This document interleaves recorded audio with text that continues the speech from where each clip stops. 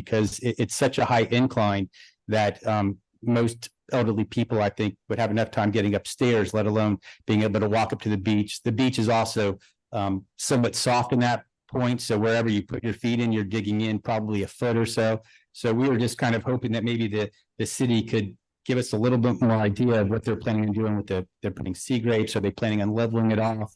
But there is a somewhat of an access problem for residents that are directly on the beach. So hopefully that can be addressed and that we can have some sort of vision as to what the final product, and if that is the final product, then we'll have to deal with it. But hopefully they'll level it off somewhat so that everyone can have access to the beach. Thank you, Mr. Zern. I appreciate your concerns, and we'll have someone get back with you on that. Would any other citizens like to speak, please? Yes.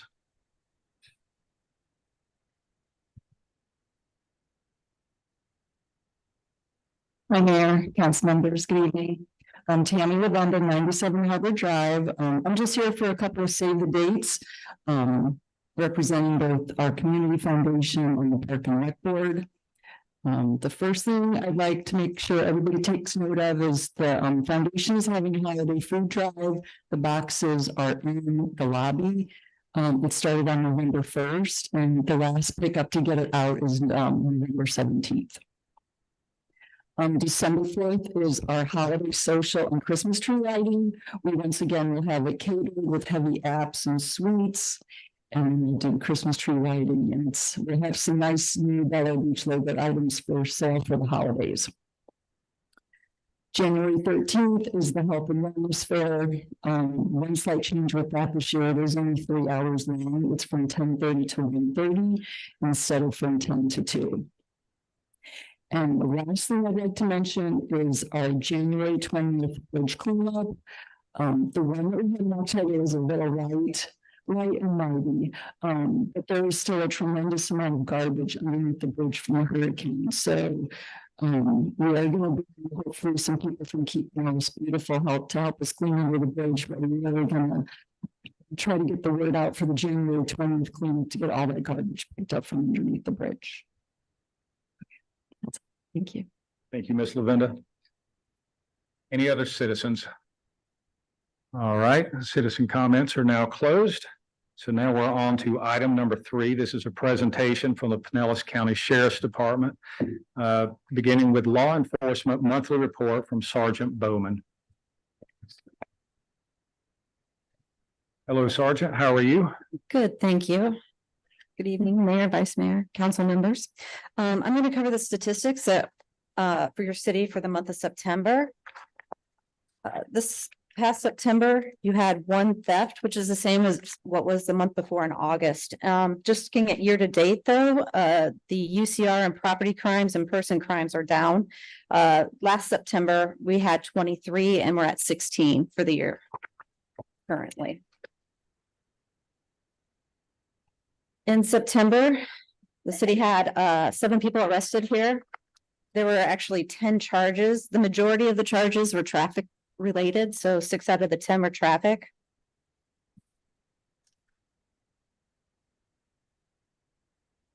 As far as deputy activity, there were 664 events that occurred with 797 deputies responding. Looking at them, the top the majority of the calls that we responded were directed patrols, traffic stops, house checks, vehicle illegally parked or abandoned, and ordinance violations. So that accounted for almost 80% of all the events. There was 1 crash that was documented for September, and there were 192 citations. The majority of those were warnings, with that being 115. 51 were parking and 19 were traffic. I was also provided with the annual stats. Did you want me to go over that as well? It was October 1st through September 30th. Looking at the number of offenses that occurred, the majority for the year, the highest number that you'll see is 22 burglary conveyances, which could be cars being broken into, more than likely. And then the rest after that, that you see double digits is pretty much traffic offenses such as DUIs or driving on a suspended license. As far as incidents, the higher number of incidents are information calls, 16 of those were taken by our Marine unit. 20 had some sort of a narcotics background to it, whether it be a person finding narcotics or it being disposed of, and then 18 were ordinance violations.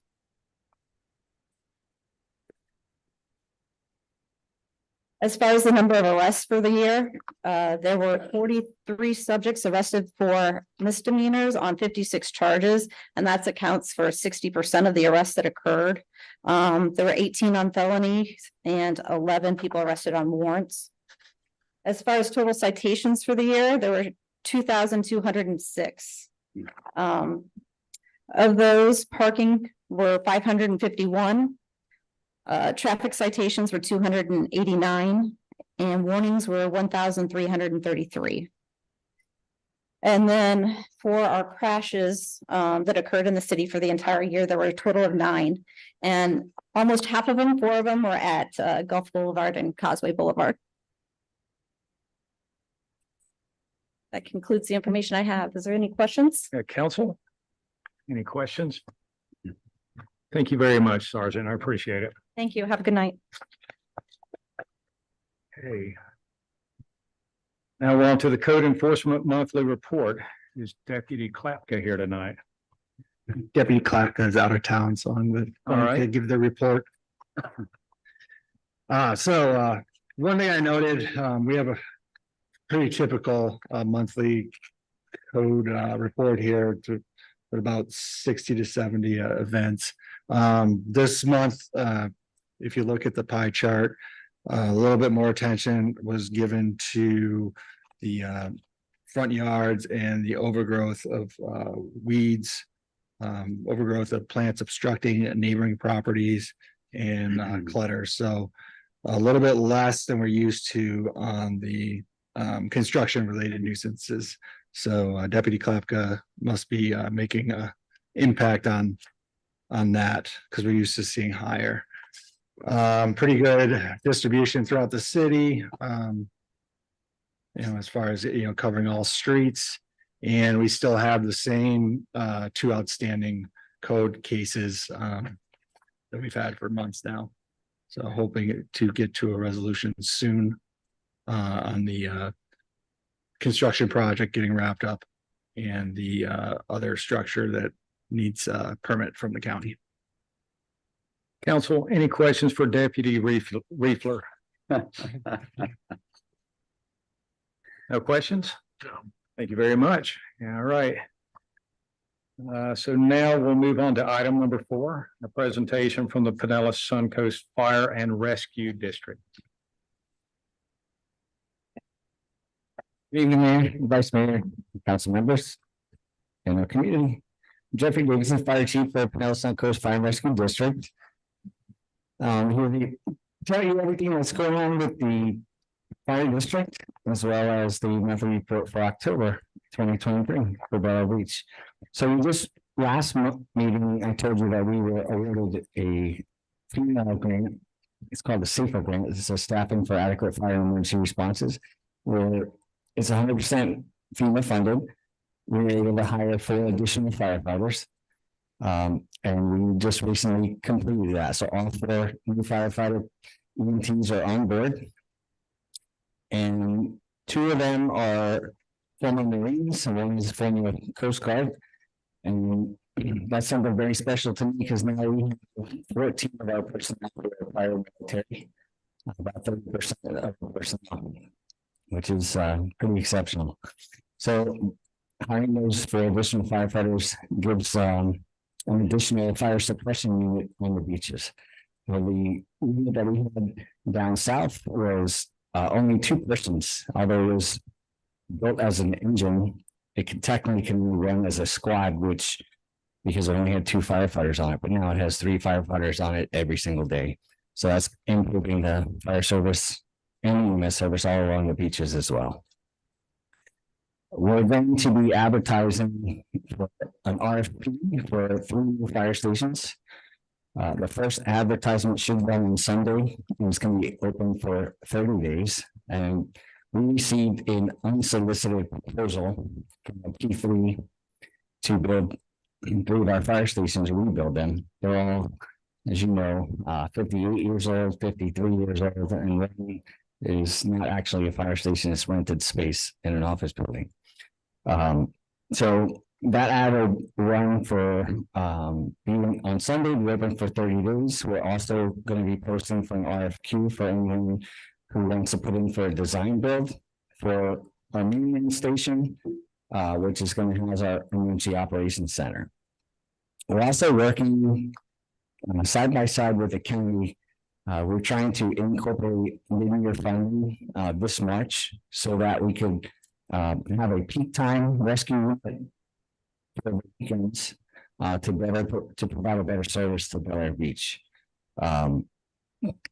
Until the new fire station is built, and then it would be full time. The plan is to move the fire engine that's in the Indian Rocks Beach station to the northern end of Indian Rocks Beach. The property is located between 24th and 25th Avenue, 3 blocks from the border here. And when we get the rescue full time, that'll be centrally located on southern Indian Rocks Beach. We met today with the property owners. We're looking at, been talking for almost 2 years now, trying to negotiate a property with the Church of the Isles, which is a great location in order to provide the best response times here. You'll have, from that property to this building right here is under 2-minute response time, which is our goal. And we're hoping that we have all that finalized and a deal in place by March. We have some meetings in January, and everything is positive and moving forward with that. We're also, there's a lot going on. We're also going to the legislative session this year for appropriations in order to rebuild existing Fire Station 27, which was originally built in 1965. That's 58-year-old fire station, the original station. As our district actually started here in 1951 as a volunteer firefighters in 1951, and that was the original fire station that we're still operating out of. There were some additions made to it, but we need to have a state-of-the-art facility. And we have State Representative Kimberly Burfield, who's sponsoring our request. Very positive. That's everything's going to go well. And that requested for $7 million. So all good things, a lot of good things going on. October was a slow month for emergency responses into Bel Air Beach, which is a good thing. We had 12 emergency responses to Bel Air Beach, including 2 water rescues, 2 fire calls, 1 motor vehicle crash, and 7 calls for emergency medical services. I wanted to apologize that we were not able to be at the Pets and Paws event on October 28th. The crews were on their way here. Unfortunately, there was a pretty bad motor vehicle crash, and they had 3 adolescent trauma alerts, and they were tied up there for quite some time. So or else we would have been here. So, in October, we had 592 fire training hours and 179 medical training hours for a combined total of 707 range training hours for the month of October. So we are constantly training our firefighters and paramedics. And last thing we want to wish everybody a blessed and safe Thanksgiving season. And remember that the most common cause of residential fires, anybody know? It's unattended cooking, right? Unattended cooking. So we urge you to keep a fire extinguisher near your kitchen and don't hesitate to call 911 after you've gotten your family and your loved ones out of the building. Right? Thank you. Thank you. I'd like to congratulate you on the extra personnel. That's quite an accomplishment. So a good job there. Questions or comments from anyone on the council? No. Thank you, Chief. All right. Thank you. Oh, I do have one request. I've asked for this before. you've got a nice report that you're looking at and we're not, and that's a lot of numbers for us to try to drink in. Okay, It's sort of like drinking from a fire hose. So if you, I recommend it. if you could email a copy of that I before the will. meeting, and that way it'll show up in our agenda and we can review it with you. Absolutely. I'll get that so you have it a few days before your meeting. Awesome. Okay. Thank you so much. No, thank you. Thanks for coming to Bel Air Beach tonight. All right, have a good night. All right, we're on to agenda item number 5, which is the city attorney's report. Mr. Mora, you have the floor. Thank you, Mr. Mayor. Briefly, as you folks are aware, as evidenced by the seat at the end of the row here, we did receive a resignation from another council member late last month. We are working on the process for, and I imagine we may even be discussing at some point tonight for Member Livingstone's vacancy. As we speak of vacancies, I'd like to take this opportunity to acknowledge as a charter officer that this is, I believe, Patty's last meeting with us, and it's been a pleasure in my 1 year here and change to get to work with such a professional person and somebody who's so attentive to detail and really cares about the job she's done for you guys. And it's going to be, regardless of how we move forward, a loss for the city, I think. And we just thank you, Patty, for the chance to work with you. Otherwise, I have nothing else to add, but I'm happy to answer any questions you may have. Council? No? Thank you very much, Mr. Moore. All right, now we're on to the city manager's report. Mr. Reefler, you have the floor. Thank you, Mayor. Just cover these projects. We have our Golf Boulevard undergrounding project continuing. Waiting for Duke to wire the phase 1 section and completing final design plans and permitting for phase 2. The stormwater improvement projects, combined projects are on the agenda tonight to have the plans and final bid approved to go out and advertise on Wednesday, November 8th. The emergency shore stabilization project is still underway. Most of the sand has been moved into place. The planting is and restoration of the dunes, or of the planting of the dunes, I should say. The restoration of the access point at Morgan Park is still being completed. I will communicate more with the county to find out the final expectation for the dunes as far as the slope and compaction of the sand. So we can answer some of the questions that were asked there in citizen comments. So far, what I do know is that the access points are 44 inches wide through the vegetation, and the idea is to maintain as much grade on that pathway to prevent the water from getting to the properties.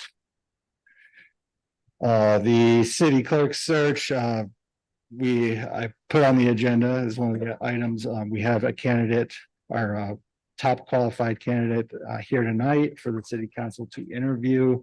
I've included all of the applications we've received for the opening.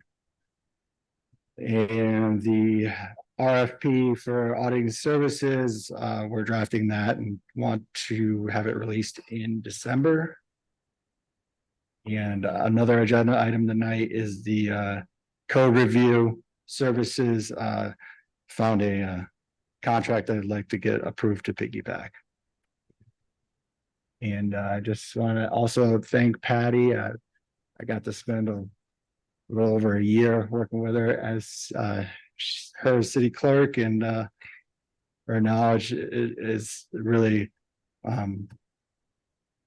I've learned a lot from her and a lot about this city, and she's been here a long time, and she definitely will be a loss. And I'll miss the day-to-day with her, but just want to say how much she's appreciated. Thank you, Mr. Reefer. Do we have any questions or comments for the city manager? No? Okay, so I do. Whenever you contact the county, would you ask them? Right now, I suspect the sand is fluffy, that it's light area, and it's going to nourish a lot of our beach. Because I can't see it staying that high. So as it starts dropping down, it has to go somewhere, or it's gonna get packed down one way or the other. If they find out that, or they say that, nope, at the end, it's only gonna drop X number of feet, at least that's our expectations. Do we have a plan in place to do anything for the residents and their walkways, or climbing a big hill the only way out? I believe the hill will get easier to climb, but from the answer I got from Public Works Director was that the intention of the design was to go over the path, to go over the dune as much as possible. And she provided some other examples down south. Okay, and the way that, excuse me, the way that it was explained to me was that anywhere there's a low point in the dune, it's gonna act as a funnel. If we have a storm surge, that's where the water's gonna go. So you definitely don't want to be right behind it if it's carved out too much. I think you're probably right. It's just going to be a settling more than anything, and maybe over time it'll get carved out just from people using it. But okay. Any other questions or comments? When they did that, I noticed there was no like vibrating roller to compress that sand, so it's like you said, fluffy, and the wind's gonna blow it. Feet's gonna move it. One good storm is gonna suck it back into the ocean. Is there anything coming up to like preserve that, like a boundary around, putting like a lower boundary around that? Because I can't see that sand lasting too long. Or is that just all county engineering? I think it's a combination of the county and the state. I will get an answer on that question, because this is the first beach project I've seen where they truck the sand in. So I'm not sure what the expectations are. But I'll get. What was the total cost of that? Over 20 million, right? For Pinellas County? Yes. Yeah. Yeah. And the goal was to bring the sand in, pack it down as much as they could, let them grade it off, and then put vegetation on it, so something would be. And the only thing they had was a little low profile dozer pushing that sand.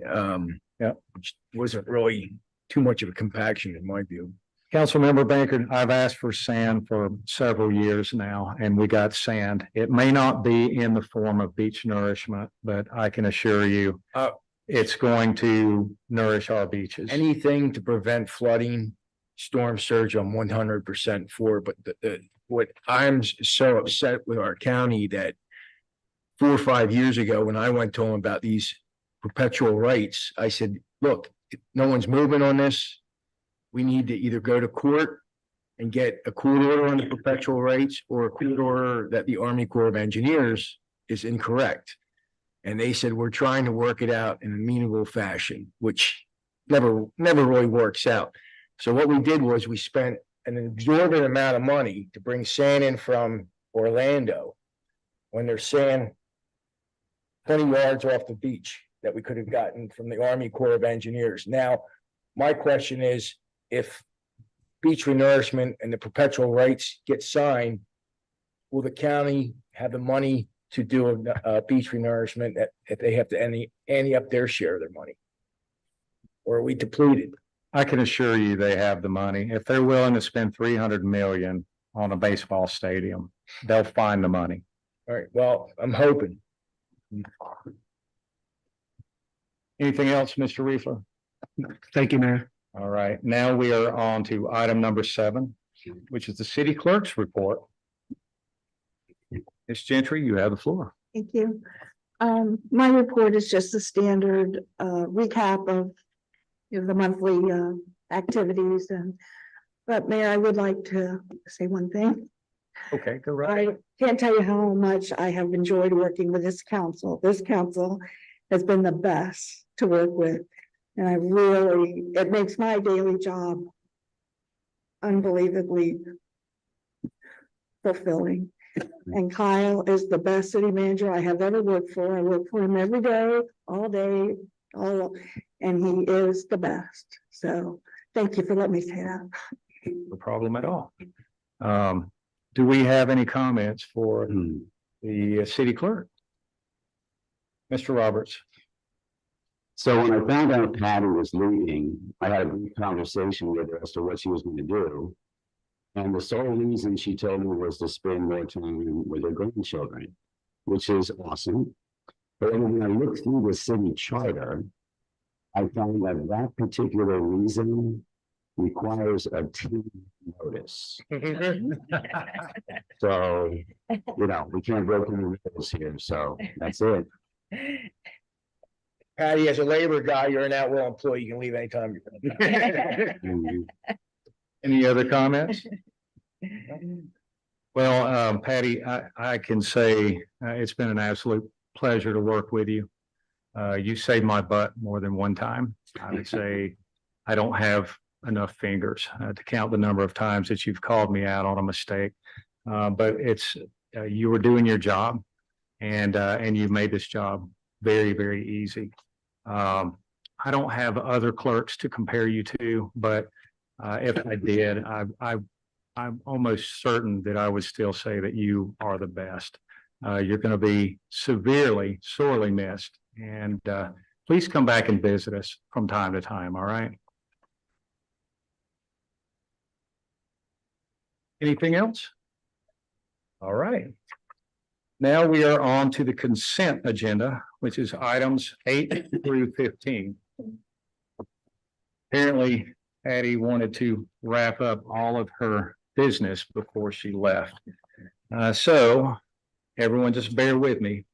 This is for approval of the August 21st, 2023 City Council Work Session Minutes, the August 28th, 2023 Emergency City Council Meeting Minutes, the September 6th, 2023 City Council Meeting and First Public Budget Hearing Meeting Minutes, the September 18th, 2023 Final Public Budget Hearing Minutes, the September 18th, 2023 City Council Work Session Minutes, the October 2nd, 2023 City Council Meeting Minutes, the October 16th, 2023 Special City Council Meeting Minutes, and the October 16th, 2023 City Council Work Session Minutes.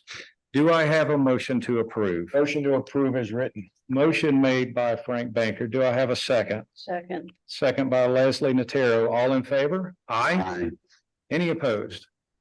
All right, the consent agenda passes. Thank you so much for your hard work, Patty.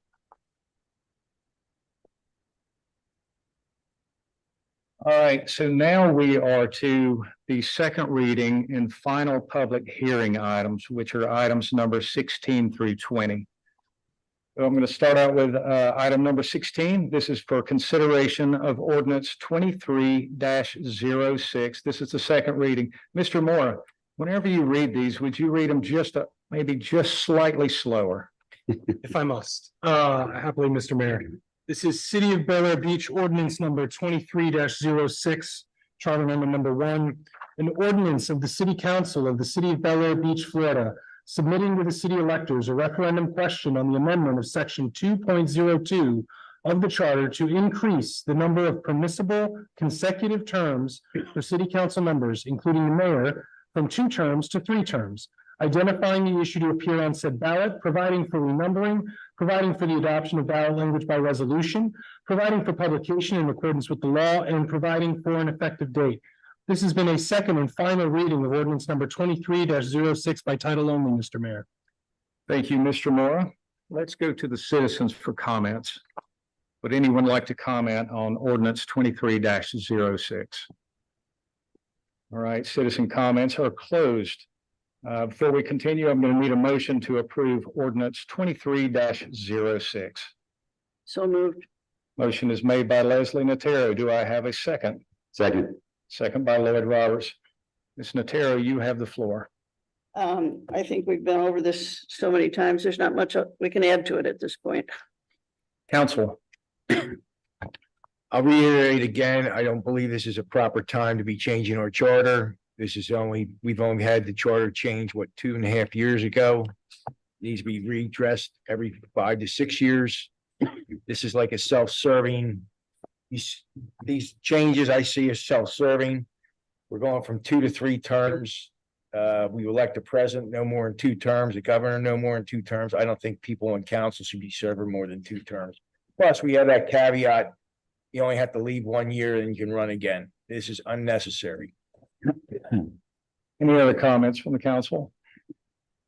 I just want to remind the public that this is a ballot item and the citizens will vote on it. So no matter what's decided during this vote right now, it's just to put it on the ballot and allow the citizens to make the decision. Nicely said, Vice Mayor. Would anyone else like to comment? Nope. All right, in that case, Patty, would you please call the roll? Councilmember Bankert, No. Councilmember Chester, Yes. Councilmember Notero, Yes, Councilmember Roberts, Aye. Vice Mayor Shirley, I, Mayor Gaddis. Aye, so the citizens get to decide. The second reading of ordinance 23-06 is approved. All right, now we are on to item number 17. This is consideration of ordinance 23-07. This is a second reading. City Attorney Mora.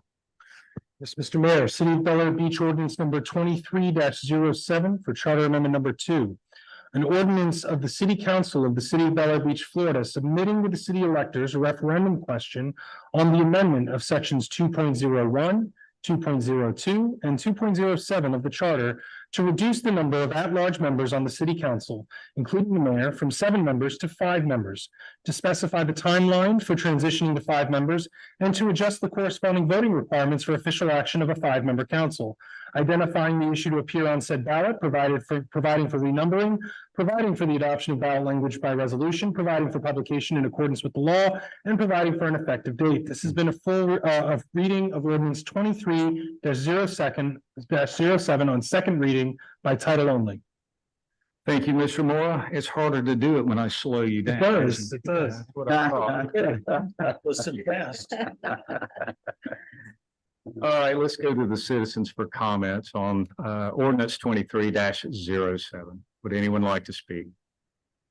All right, seeing as we have no takers, citizen comments are now closed. I'm going to need a motion to approve ordinance 23-07. so moved. Motion made by Councilmember Notero. Do I have a second? Second. Second by Mr. Roberts. Ms. Notero, you have the floor. Well, as Vice Mayor Shirley just said, that we're not voting to make this approval. We are voting to put it on the ballot to give it to the citizens to make the decision.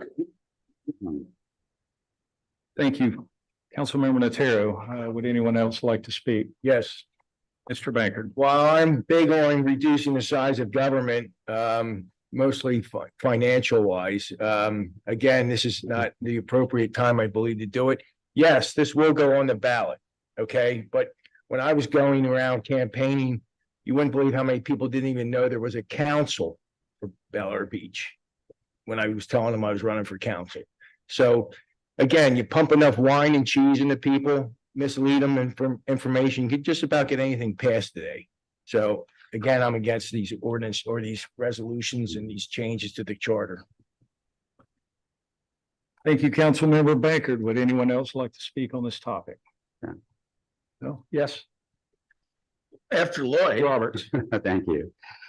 We have discussed this a lot. I think there's a couple of reasons that come to mind. The first one being that Mr. Mayor checked around other cities and towns similar in size to us.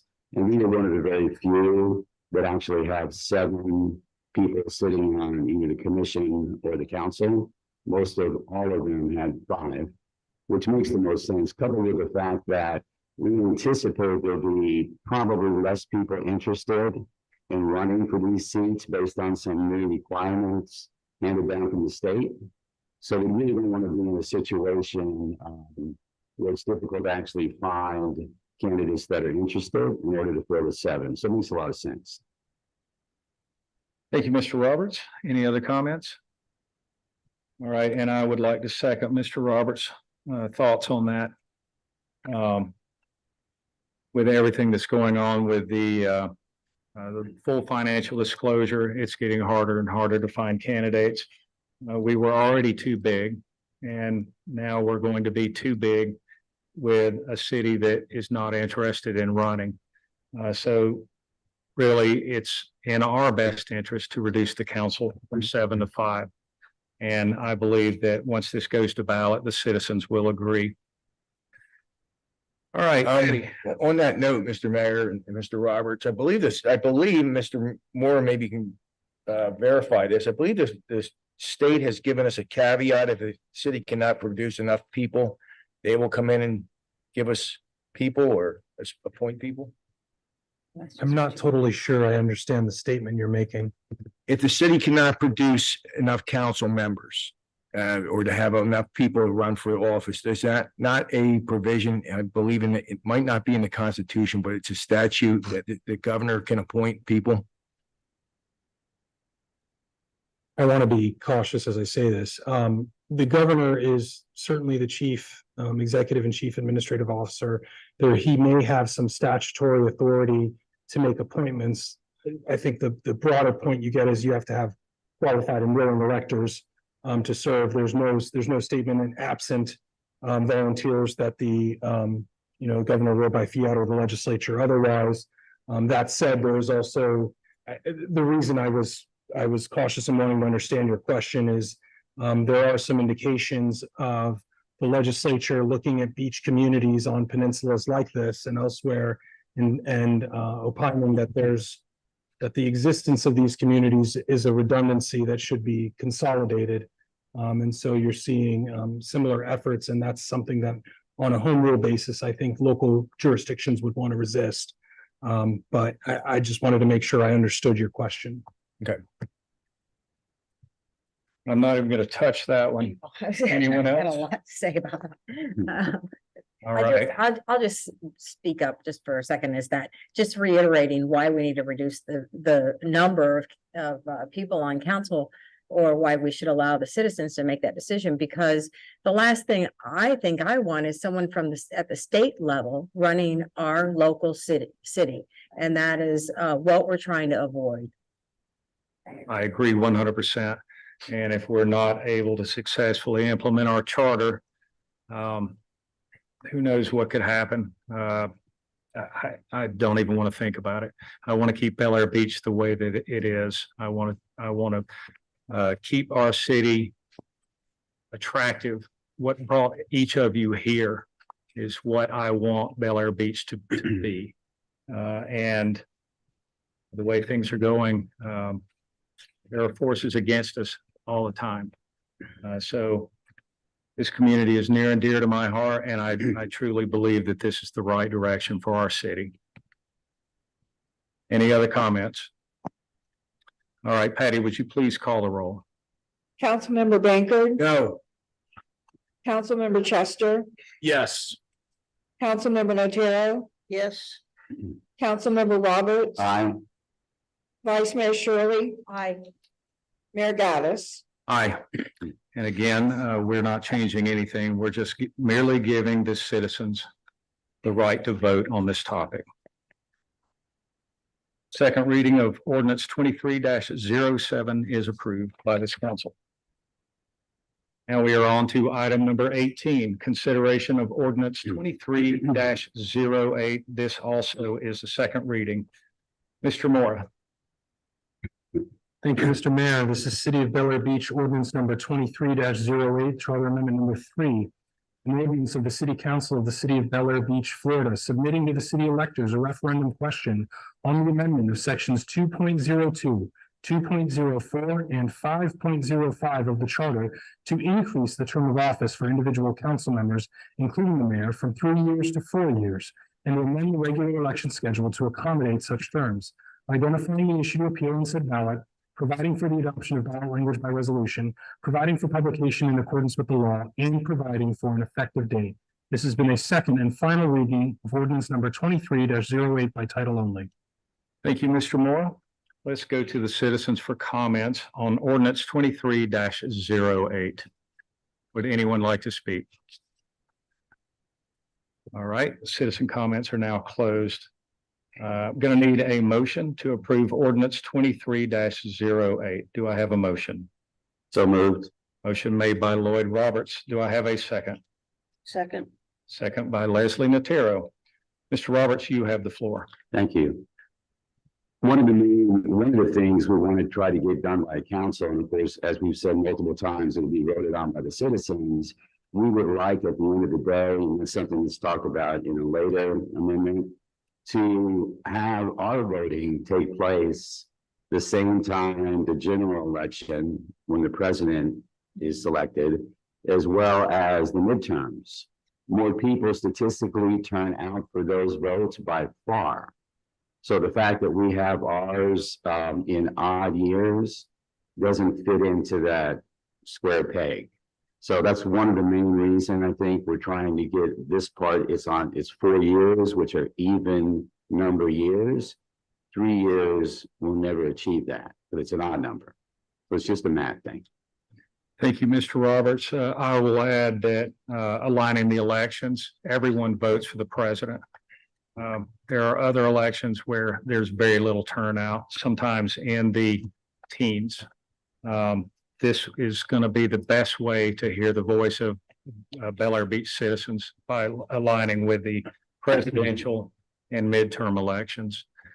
Other council members, anyone like to speak? Yes, Mr. Bankard. Yeah, I'm finding these things contradictory from past comments on the past ordinances or proposed to be passed. If it's going to be so hard to find people to run for this council, why would we be increasing the number of years? That just doesn't make any sense. People would want to be getting off sooner. The terms wouldn't be, who would want to run for 3 years if it's going to be so, egregious to be a council member? So none of this makes sense in my view. So. Yes, Mr. Chester. I can address that. I think just serving, period, regardless of how long, takes a lot of thoughtfulness, because there's a very invasive financial disclosure that you have to put forth now. And I think it's going to be getting harder to get people to serve. And if you can get people to serve, I think it would be better to try to get them to serve longer if they're willing to do it. So I think that's the reason behind that, in my view.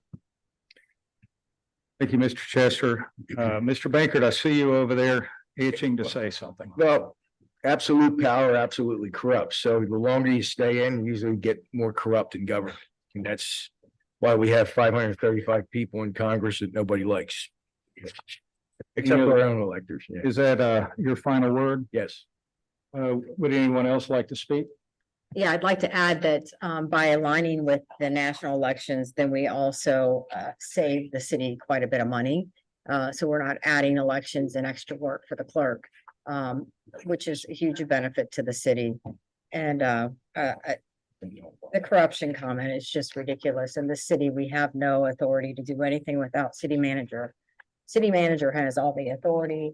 We just advise and help him through the process. So this is that's just a ridiculous statement. I'm sorry.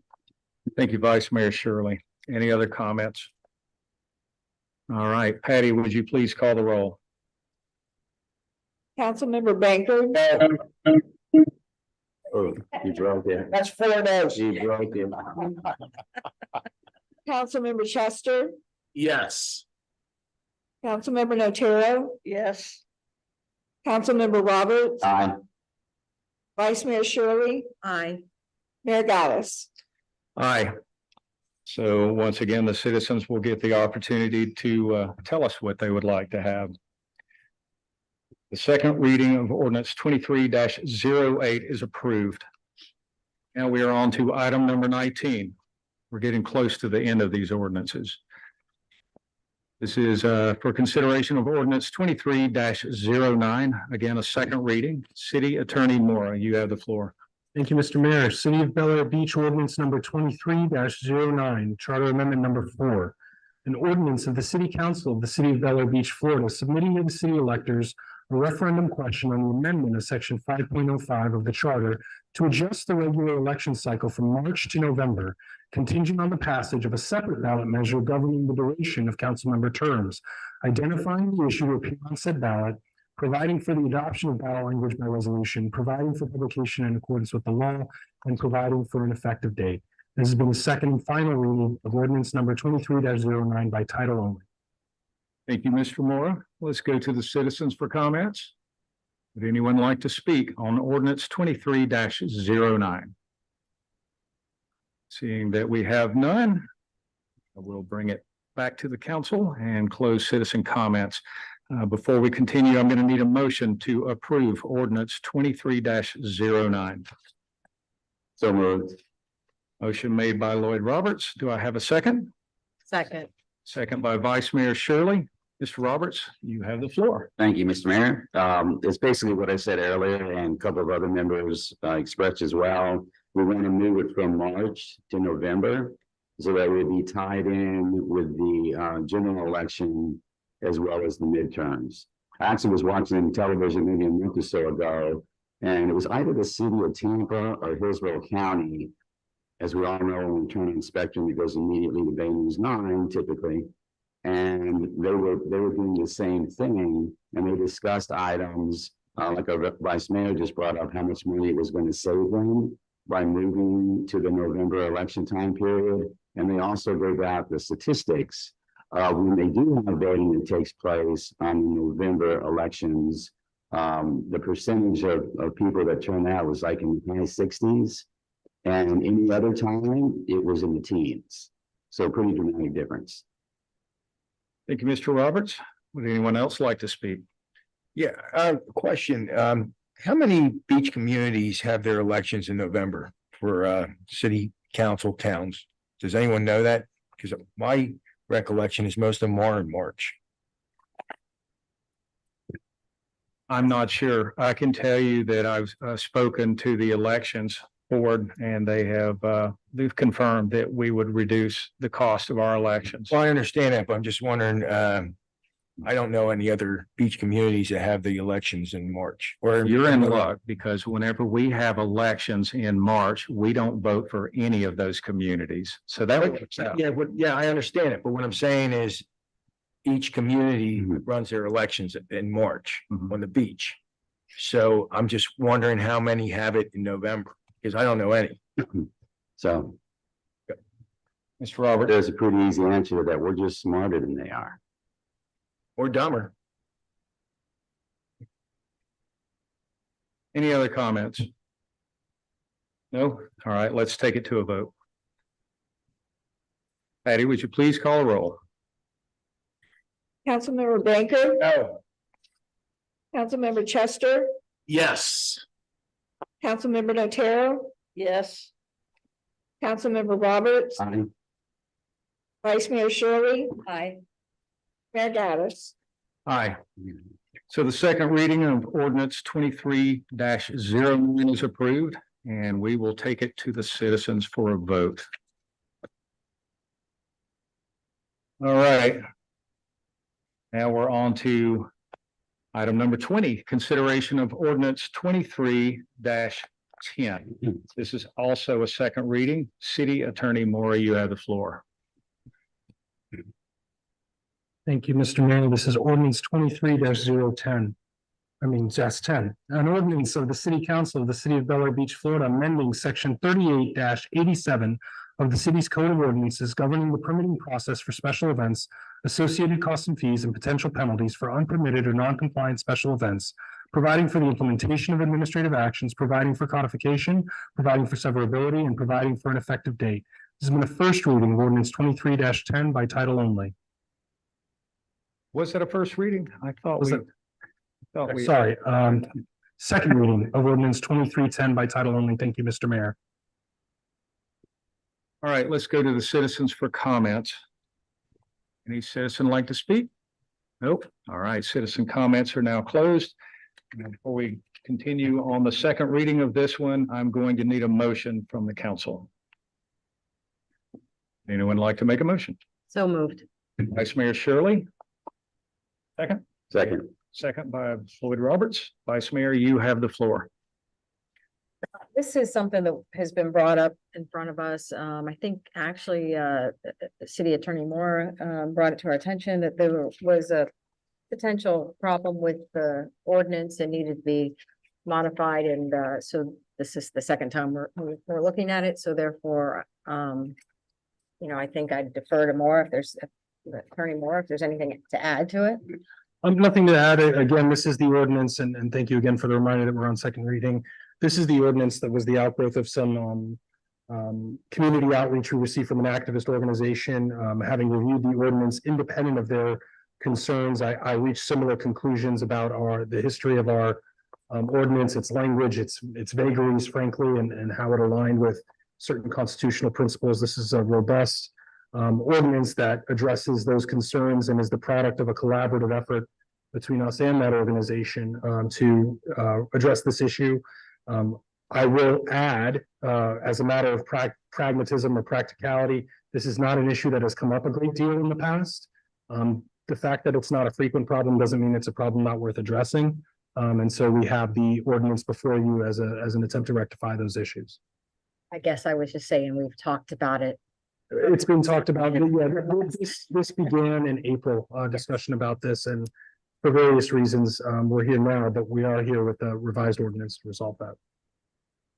As much as I hate when Bel Air Beach is picked on, which it doesn't happen a whole lot by outside organizations.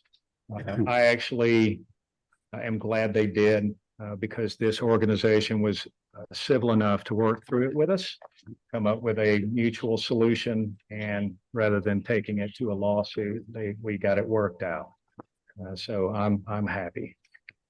Any other comments from the council? No? All right, Patty, let's take it to a vote. Please call a roll. Councilmember Banker. Yes. Pardon?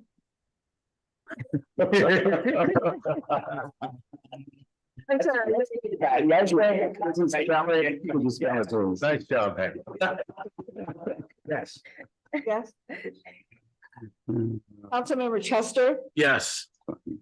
Councilmember Notaro, Yes. Councilmember Roberts, Aye. Vice Mayor Shirley, Aye. Mayor Gallus. Aye. So ordinance 23-10 is approved unanimously.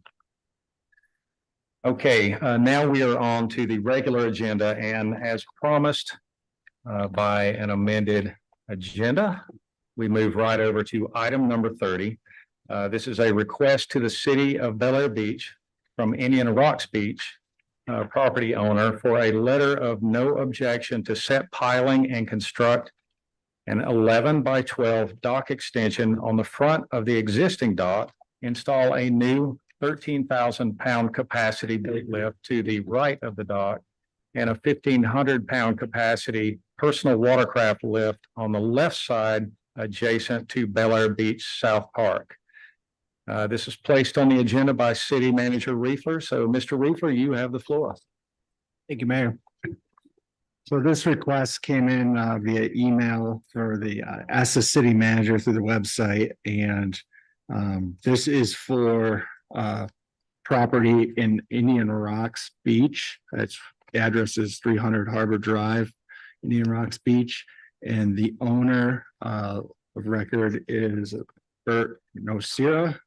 And Mr. Nocera has asked as part of his variance application for the city being the owner of the property, which is South Park, at the very southern edge of Bel Air Beach where it borders Indian Rocks Beach, to get consent from the city, being the property owner, as a requirement for their variance application, each side of the property owner requesting the variance needs to give consent to the request. And being that the city is the owner, this city council represents the ownership of the property, and I put it on the agenda so that it can be considered by city council. There is an existing dock on the property at 300 Harbor Drive, Indian Rocks Beach. That dock has been there for quite some time, closer to the early 2000s. I included an aerial image from the property appraiser's website that shows the existing dock and shows where South Park's property line extends out into the waterway. And currently the existing dock is right up on the South Park property line, the projection of the property line. And then I requested the Mr. Nocera's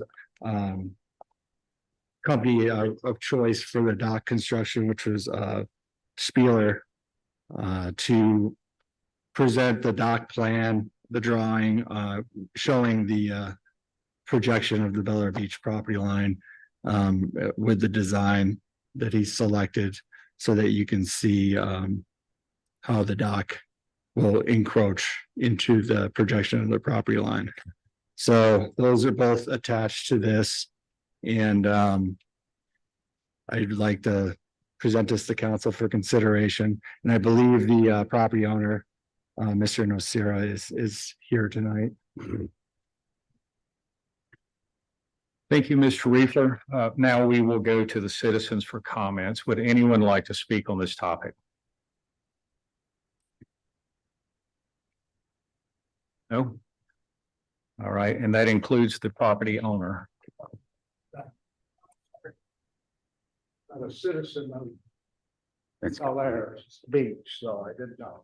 Please give us your name and your address. 300 Harbor Drive, Indian Rocks Beach, we're your neighbors to the south. We have, we've recently purchased. Your name. Oh, my name, Bert Nocera, my wife, Joe Nocera. We recently purchased 300 Harbor Drive, lived in Indian Rock since 2008. And the current dock is 24 feet out, as the city manager explained, but we're wanting to add a boat lift, and the water is very shallow. And so we're trying to get the dock out far enough to be able to include the boat lift on there. So that's the purpose of the extension. And as was explained, it encroaches on the property line of the Bel Air. We've gotten approval of the south side owners, and you are our north side owners. So we would humbly request your approval. Do you have anything you want to add? Just that when we purchased the property, we were not aware of how sharp that property line went out into the water. And so it is sort of an unusual situation, being that it makes it very narrow for us to try to put any kind of extension on again, because we were trying to get to deeper water so that we can have a boat lift. Your property angles to our property, so that's what causes that angle in there. If that makes sense. Yes. Any other comments? Nope. All right. Thank you so much for Thank you. speaking. Would any other citizens like to address the council? All right. Citizen comments are now closed. Before we continue this discussion, I'm going to need a motion to approve a letter of no objection to build a dock extension that crosses municipal boundaries and enters Bel Air Beach public property. Do I have a motion? So moved. Motion made by Leslie Natero. Do I have a second? Second. Second by Mr. Roberts. Ms. Natero, you have the floor. I think the last page in the book of the drawing of where it goes over the Bel Air Beach property line, it's a very minimal extent, intrusion, whatever you want to call it. And I think it makes sense to allow him to do this, allow them to do this, excuse me. Other comments? I'm concerned because all I'm seeing is I'm seeing something from the property tax appraiser site that appears a lot different than the doc drawing. The doc drawing is not necessarily a survey, so I don't know which one's correct. I'm not gonna say that the property tax appraiser site is correct either, because those lines kind of float a bit. So I think before we could even consider it, we'd need to see a survey. If the property tax appraiser site is correct, you would really encroach into the park's waterfront. And as a representative of the city of Bel Air Beach, I think we need to protect our assets, and I would be reluctant to approve something like this without proper information. And I don't think we have the right information here. Thank you, Vice Mayor. Do we have other comments? Yes, Mr. Roberts. I did have a conversation with Kyle earlier today because I just wanted to verify similar things that Vice Mayor just said. So Kyle, between those two drawings, what is your take on which one you feel is either more accurate or is accurate versus the basically the picture from above? Vice Mayor Shirley is correct with the property appraisers lines do float a bit. They're just overlays on GIS database. So that's not exactly accurate. I did provide the design engineer at Spieler with a plan from the First and Second Street Stormwater Project to give them a little bit more accurate survey of the property lines. So they use that to give this rendering. It's not, certified drawing, so I still think it's not completely, it's not. It'd be better to have a survey if we're looking for exact measurements. Okay, of the property lines. So if I could address the property owner real quick, does he need to come back up front? Sure, please come back up.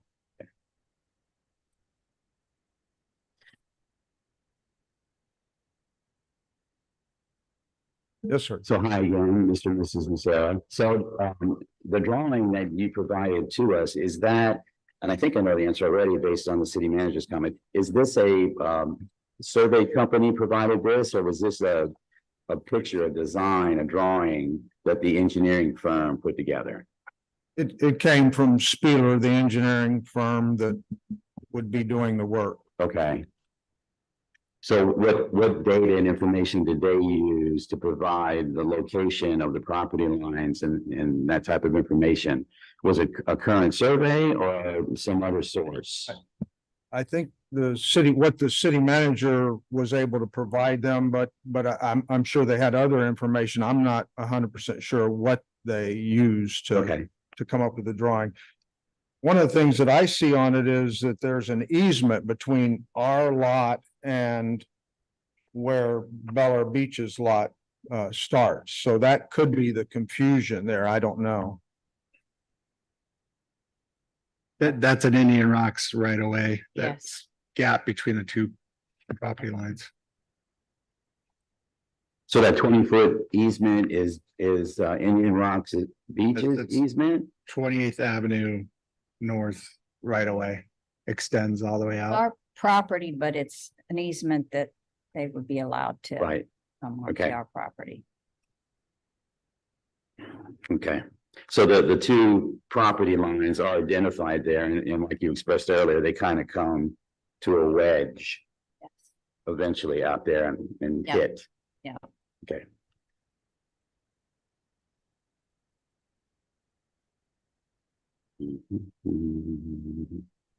So right now, pretty much the entirety of the existing dock is in the easement area.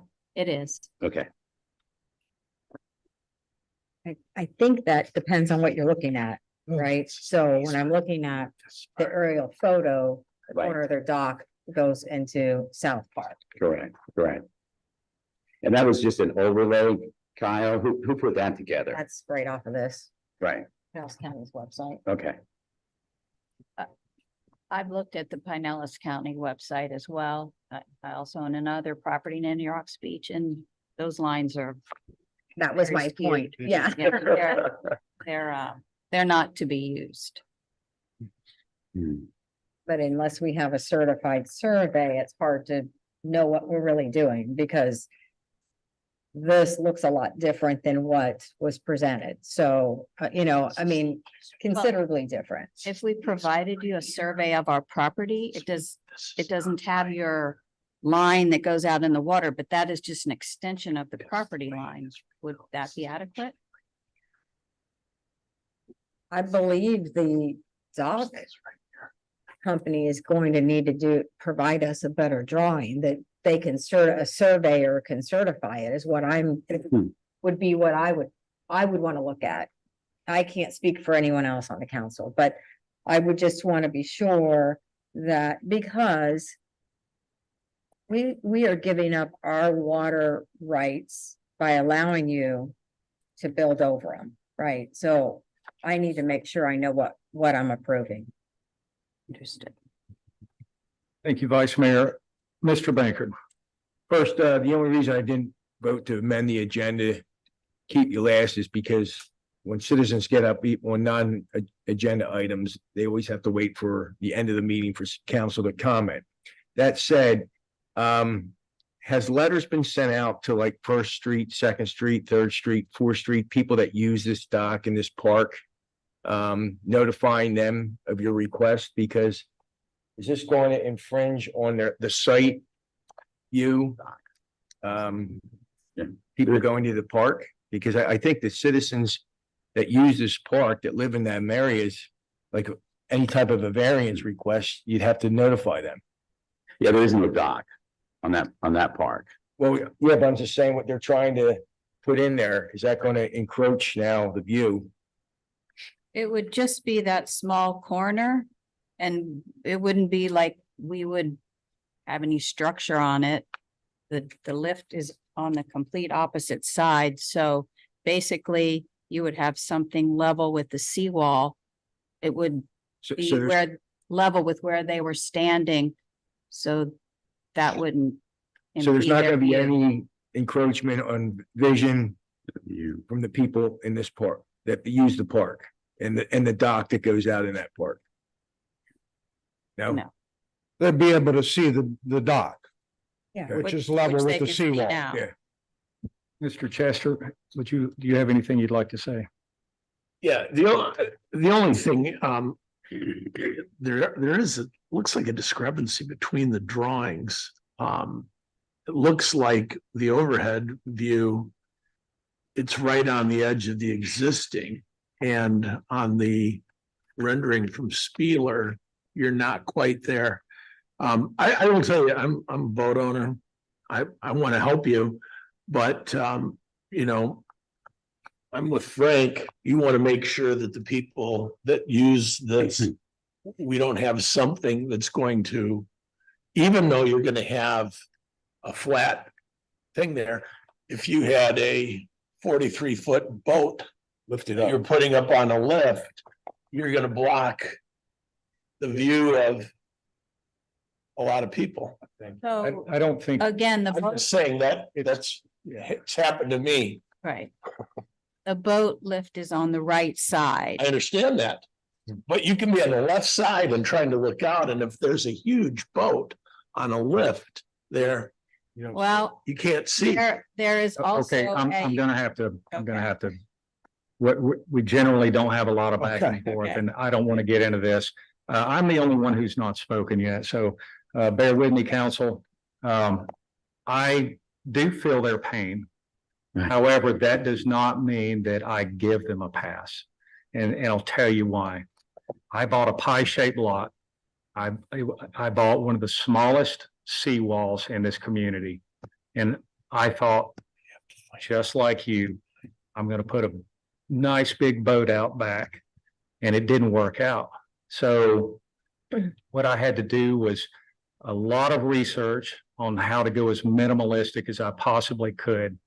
I can tell everyone here, the last thing that would ever happen in any Board of Adjustments meeting would be to allow a structure to span across into someone else's property.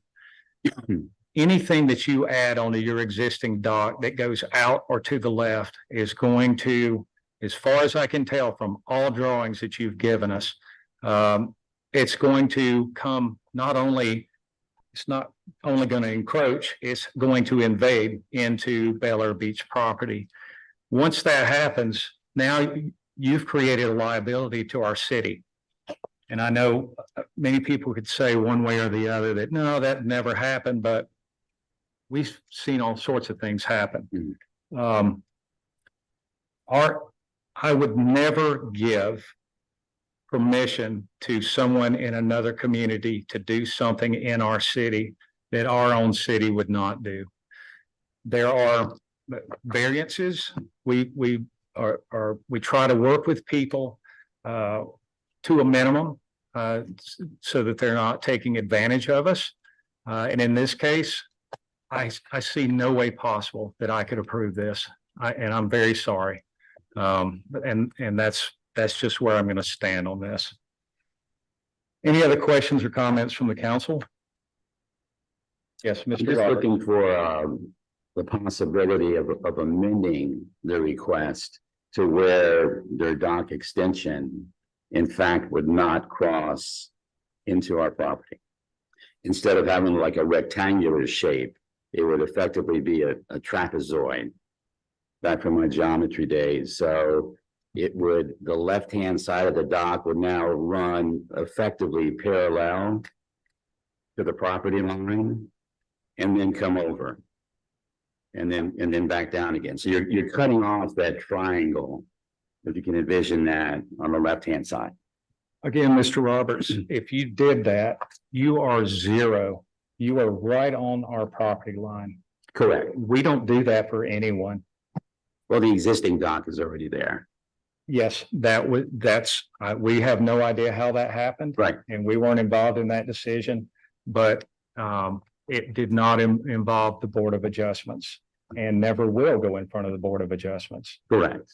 So It's not our property. my vote is definitely no on this project. Mr. Mayor, did Yes, this sir. go in front of the Board of Adjustments at all, or is this? It will not. Yeah, It's not seeking relief from this city. Right. The only relief they're seeking from the city of Bel Air Beach, because this is Indian Rocks Beach property, is that the Indian Rocks Beach process calls for them to get the input on what the neighbor's position on the issue is.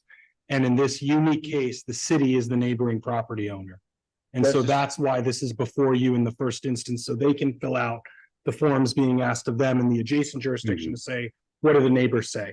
Normally, the neighbor is, two private property owners. Here, the neighbor happens to be a local government, and that's why it's before you folks at all. But you're not passing judgment on the variance as it relates to the, modification of the relief. The relief requested here is in tandem with an application in another jurisdiction. So they're not really in a position to do that as they're here tonight. can council direct this to the Board of Adjustments for their opinion? No, I mean, not really, because it's not really we're not regulating the matter at all.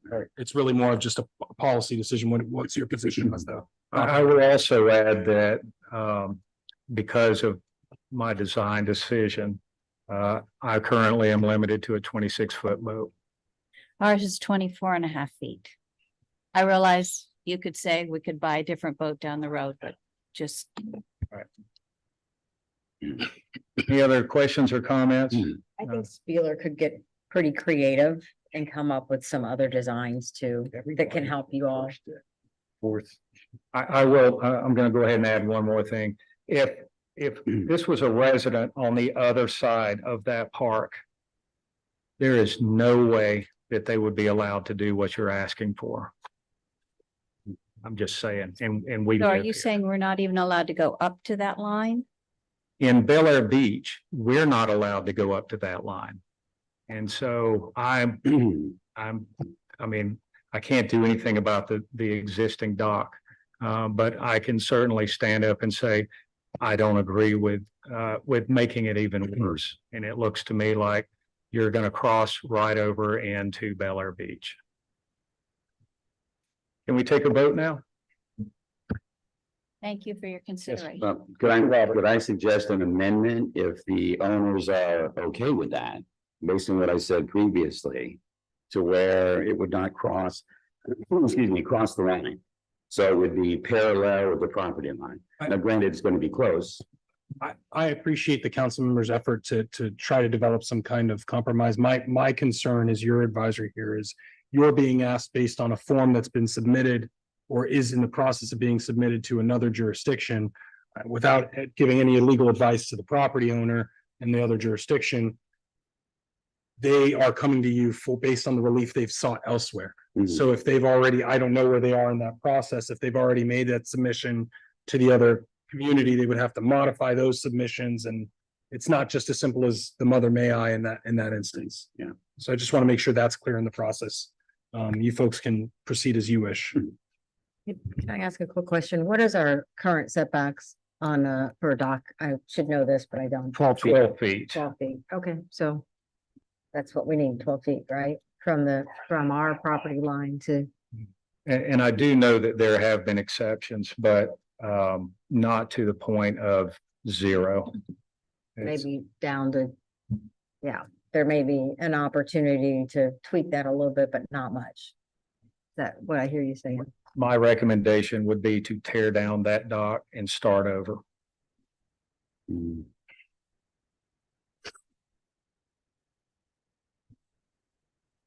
Are we ready to take a vote on this? Thank you. Thank you. Any other questions or comments? Mm. All right, can we just do this by let's just do a voice vote. All in favor of let's see. Approval? Approving the dock plan. Yeah, I'm looking for the best way to, okay.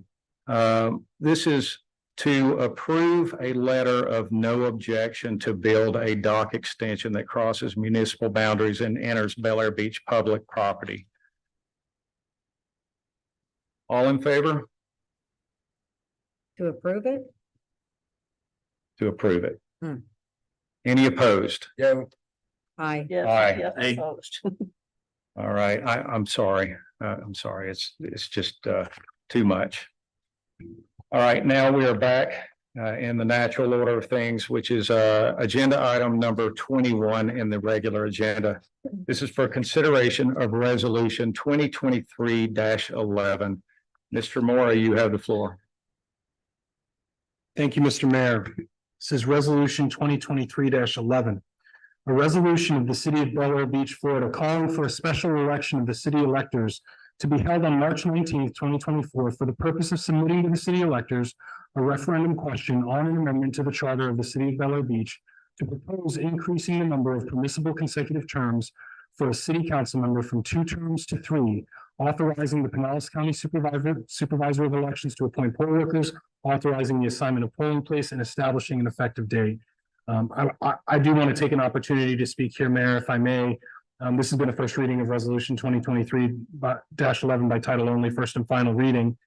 What we've done already, you've already called for the election. The ordinance contemplated that the ballot language would be done by resolution. Correct. And so what this does is specifically identify what the ballot language will be for that measure. The ordinance contains all the other detail, but when you submit a ballot question, you have to provide the language, you have to provide the title, which is limited to a certain number of words, and also the ballot language, which is limited to a certain number of words by statute to the supervisor of election. So for clarity, and with this resolution, the title is Charter Amendment number 1, referendum increasing limit on consecutive terms. The question that will be submitted, should you approve this resolution in its current form, is shall the city amend the charter to prohibit council members, including the mayor, from serving more than 3 consecutive terms, as opposed to the existing limitation prohibiting a council member from serving more than 2 consecutive terms? Yes, to amend the charter provision, no to retain the existing charter provision. And that's what's being proposed here. Everything else is the standard exordials on the day of the election and all that stuff, but that's really, that section 1 is the meat of this, and you'll see that with each of these resolutions. Thank you, Mr. Mora. Let's go to the citizens for comments on resolution 2023-11. All right, citizen comments are now closed. Do I have a motion to approve resolution 2023-11? So moved.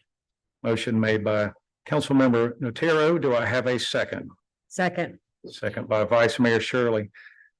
Ms. Notaro, you have the floor. Well, as Attorney Moore just said, this is simply putting the specific language out there. We've already approved the underlying issue, so I think this is just sort of a technicality, if you will. Absolutely. Any other comments or questions? All right, Patty, would you please call the roll? Councilmember Bankard, No. Councilmember Chester, Yes. pardon, Yes. thank you. Councilmember Notaro, Yes, Councilmember Roberts, Aye. Vice Mayor Shirley, Aye. Mayor Gaddis. Aye. Resolution 2023-11 passes 6-1. I'm sorry, 5-1. All right, now we are on to item number 22, consideration of resolution 2023-12. Mr. Morley, you have the floor. Thank you, Mr. Mayor. This is City of Bel Air Beach Resolution number 2023-12, a resolution of the City of Bel Air Beach, Florida, calling for a special election of the city electors to be held on March 19th, 2024, for the purpose of submitting to the city electors a referendum question on an amendment to sections 2.01, 2.02, and 2.07 of the Charter of the City of Bel Air Beach to propose reducing the number of council members on the city council from 7 members to 5 members, authorizing the Pinellas County Supervisor of Elections to appoint poll workers, authorizing the assignment of polling place, and establishing an effective date. In this case, just for clarity in the record, Mr. Mayor, the charter amendment is to reduce the title is Charter Amendment number 2, reducing the city council to 5 members from 7 members. And the question posed is, shall the city amend the charter to provide for a city council composed of 5, with parentheses, the number 5, at-large council members, including the mayor, as opposed to the existing language providing for a city council composed of 7, parentheses, 7 at-large city council members, including the mayor, and adjust the corresponding voting requirements for the council to take action. Yes, to amend the charter provisions, no to retain the existing charter provisions. Thank you, Mr. Moore. Let's go to the citizens for comments. Kind of gets redundant after a while. I get it. All right, citizen comments are now closed. Do I have a motion to approve resolution 2023-12? so moved. Councilmember Notaro, do I have a second? Second. Second by Lloyd Roberts. Ms. Notaro, you have the floor. Same thing we just said on the previous one. Any other questions or comments? No? All right, Patty, would you please call the roll? Councilmember Bankard, No. Councilmember Chester, Yes. Councilmember Notaro, Yes, Councilmember Roberts, Aye. Vice Mayor Shirley, Aye. Mayor Gaddis. Aye, resolution 2023-12 passes 5-1. Now we're on to item number 23, which is consideration of resolution 2023-13. Mr. Moore, you're up. Thank you, Mr. Mayor. This is City of Bel Air Beach Resolution number 2023-13. A resolution of the City of Bel Air Beach, Florida, calling for a special election of the city electors to be held on March 19, 2024, for the purpose of submitting to the city electors a referendum question on an amendment to sections 2.02, 2.04, and 5.05 of the Charter of the City of Bel Air Beach to propose increasing the term of office for city council members from 3 years to 4 years and amending the regular election cycle to accommodate such terms, authorizing the Pinellas County Supervisor of Elections to appoint poll workers, authorizing the assignment of polling place, and establishing an effective date. In this instance, the charter title is Charter Amendment number 3, increasing term of office from 3 years to 4 years. And the question is, shall the city amend this charter to provide that each individual term of office for city council members, including the mayor, shall be for 4 years, as opposed to the existing 3-year term, beginning with the officials elected in 2024, and amend the regular election cycle to accommodate the longer election terms. I want to be clear here, just so that there's no misunderstanding, because the issues have been, I would say, combined in some of the discourse. When we're talking about amending the election cycle here, we're not talking about moving to November. We're talking about adjusting the terms of office to account for these new longer terms, and when will that phase in and phase out based on the various seats on the council? That's what that language is referring to. Thank you, Mr. Moore. Let's go to the citizens for comments. Seeing that we have none, citizen comments are now closed. I'm going to need a motion to approve resolution 2023-13. So moved. I'm going to give that one to Lloyd Roberts, and I'm going to give the second one to Mark Chester. Mr. Roberts, you have the floor. Nothing to add. Any other questions or comments? Oh, all right, Patty, would you please call the roll? Councilmember Bankard, Nay. Councilmember Chester, Yes. Councilmember Notaro, Yes. Councilmember Roberts, No, Vice Mayor Shirley, Aye. Mayor Gaddis. I'm sorry. I was voting for Frank. It confused me. Yay. Can you vote twice? Would you I would- call me on Robert's name one more time so that we can get the official, Yeah. My blood sugar is low. I get a. Yeah, but I don't know if you can vote twice. I'm sorry, would you call Mr. Roberts' name one more time so we can get the actual vote? Councilmember Roberts. Aye. Thank you. Vice Mayor Shirley and Aye. Mayor Gaddis. Aye. All right, so resolution 2023-13 passes 5-1.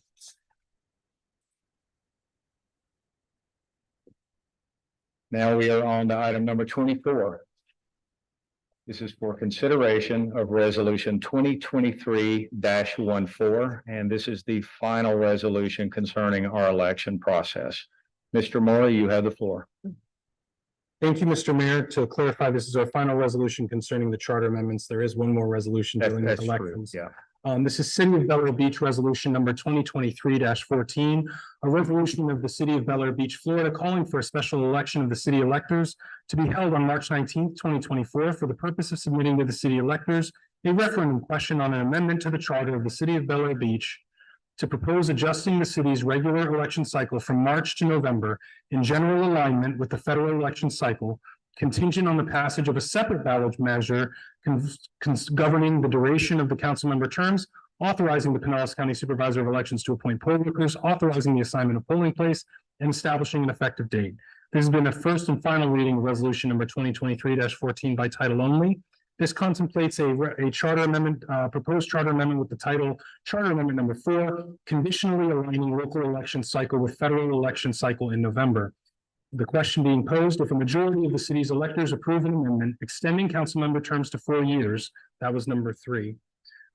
Shall the city also amend the charter to provide that its regular local elections for council members shall be held in November in general alignment with federal election cycles, as opposed to the existing requirement that regular local elections occur in March? Yes, to amend the charter provision, no to retain the existing charter provision. For clarity, for your purposes and for the public, should this be reviewed later, charter amendment number 4 can only pass if number 3 passes. If number 3 fails and 4 somehow passes, it will not become effective. That's why the language in the title is very specifically says conditionally. I know we've sort of referred to these as sort of housekeeping or administrative or technical. Ballot language and ballot titles are very critical when you're putting things to the electorate. A lot of care was put into making sure we're capturing what's being done here. So that's why it reads the way it reads. Thank you, Mr. Moore, for explaining that. Let's go to the citizens for comments. All right, citizen comments are closed. Going to need a motion to approve resolution 2023-14. So moved. Motion made by Leslie Natero. Do I have a second? Second. Second by Lloyd Roberts. Ms. Natero, you have the floor. Nothing to add. Any other comments? No? All right, Patty, would you please call the roll? Councilmember Bankard, Nay. Councilmember Chester, Yes. Councilmember Notaro, Yes. Councilmember Robert, Aye. Vice Mayor Shirley, Aye. Mayor Gaddis. Aye. Resolution 2023-14 passes 5-1. All right, now we are on to item number 25. This is consideration of resolution 2023-17. Mr. Moore, you have the floor. Thank you, Mr. Mayor. This is resolution 2023-17. A resolution of the City Council of the City of Bel Air Beach, Florida, calling for a general election to be held on March 19th, 2024, for the purpose of electing 3 city council members for a full term of office and a 4th seat for the remaining tenure of a recently vacated council member position, to establish the qualifying date and process for persons seeking elective office for the 2024 municipal election, authorizing the city manager to enter into an agreement with the supervisor of elections, establishing a polling place for the March 2024 election, authorizing the Pinellas County Supervisor of Election to verify candidate petition cards and facilitate the election process, and establishing an effective date. This has been a first and final reading of resolution 2023-17 by title only. Council, you saw a version of this resolution almost identical last month, and it was approved. This resolution is intended to supersede that one, because during the adoption process, it occurred to me that there wasn't clarity on what would happen because there are 4 vacancies and one of them is for less time than the other 3. And there was not clarity on what would happen if you had less than 5 people run. And so what this resolution does is specifically address that situation. The way it addresses it is, first, it retains the language from the previous, this is all set forth in section 4 of the resolution on pages 2 and 3 of 4 for this, or page 93 and 94 of the PDF materials. But what it says is, in the event of an election where 5 or more people qualify, the top 3 people get the full term, 4th place gets the shortened term and this is for the remainder of Mr. Zabel's seat. Member Livingstone, you may recall, filled Member Gunn's seat, so that term is already up. That's not an issue in this election. This is for the seat vacated by Mr. Zabel and now occupied by Mr. Chester. And so that's how that will work. 4th place gets the short term. If 4 people qualify, I tried to harmonize the guidance given by this council and provide that when they qualify, they have the opportunity to volunteer to fill the shortened term. The first person to do so will get the shortened term. And that's how that will work. Absent a volunteer, if they all say, listen, I'm applying and I just want to get in and I don't want to sign up for the short term. The way this will work is that, pursuant to your charter and general election principles, each member will have been deemed to have voted for themselves, resulting in a 4-way tie. Your charter contemplates any tie will be resolved by drawing of lots. And so we will have a drawing of lots to determine who would get the shortened term of those 4 qualifying members. I looked at it a few ways, but this is the way that I think is most consistent with the language in your charter and otherwise, absent a direct volunteer saying, I do want to be that one. And then finally, if there are 3 or fewer people who qualify, those people will have been deemed to vote for themselves. They will fill the full terms. Any remaining vacancies, let's say 1 person runs or 3 people run, any remaining vacancies will be filled in the manner that you already fill vacancies, which would be by this commission after the election. So once those 2 people, let's say 3 people qualify and that 4th seat remains empty, once those 3 people are sworn in, this council will then seek applicants to fill that position and fill whatever vacancies remain. Perfect. So it's the whole choose your own adventure of it is set out here so that there's no confusion for the public and for this council on how the seats will be filled going forward. It just as candidly an oversight as I wrote it, and something that I think, especially given where your community is right now, that warrants detail. Mr. Moore, thank you for explaining that to us. Let's go to the council for comments. I'm sorry, let's go to the citizens for comments. Nope. Okay. We already did a motion, didn't we? We've done so many of these. I've lost my place. There's been a motion. Straight in. Sorry, I got caught up in the moment thinking how many nights you kept me from being awake because you were up all night figuring this out. All right, so we went to the citizens for comments. No one wanted to speak, so the citizen comments are now closed. I'm going to need a motion to approve resolution 2023-17. Motion made by Lloyd Roberts. Do I have a second? Second. Is that Mark? Oh, Frank. Frank. All right.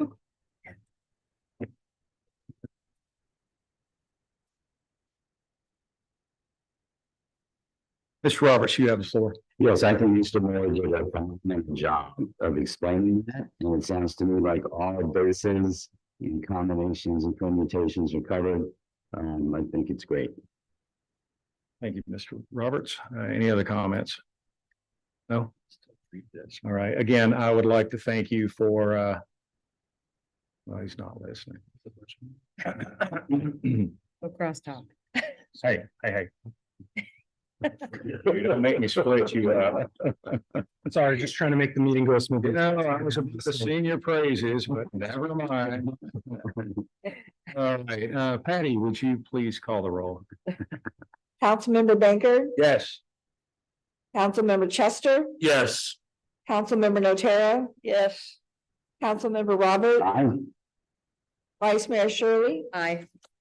Mayor Gaddis. Aye, so resolution 2023-17 passes unanimously. Yes. All right, now we are on to item number 26. This is for consideration of resolution 2023-16. City Attorney Moore, you have the floor. Thank you, Mr. Mayor. This is resolution 2023-16, a resolution of the City Council of the City of Bel Air Beach, Florida, providing for an increase in solid waste collection and disposal rates and establishing an effective date. There's been a first and final reading of resolution 2023-16 by title only, Mr. Mayor. Thank you, Mr. Moore. Let's go to the citizens for comments. All right, the floor is closed. I'm going to need a motion to approve resolution 2023-16. Do I have a motion? So moved. Is that you? Yes. Ventriloquist. All right. Mr. Roberts, do I have a second? Yes, I second. Second by Mark Chester. Mr. Roberts, you have the floor. Yeah, I think, you guys discussed this, we put it out the bid. We put the monies in our budget, so I think, this is the next step to make that happen. By the way, Waste Pro, I think, has already done a pretty nice job out there. I thought one of the things which seemed like a minor change, but I appreciate it. When they come down the street, they'll come down the street one time, which also helps to protect the asphalt roads because the garbage trucks are one of the heavier pieces of equipment that drives down the roads and can mess with the asphalt over time. The previous group, which did a great job, they came down one side, went down and turned around somewhere and came back the other side. The current group is coming down one time and crossing the street and picking up the garbage, which makes a lot of sense to me. In my neighborhood, they have to do that. They have to just one time or two times? Two times. They have to go by twice. Yeah. Because they have to turn around.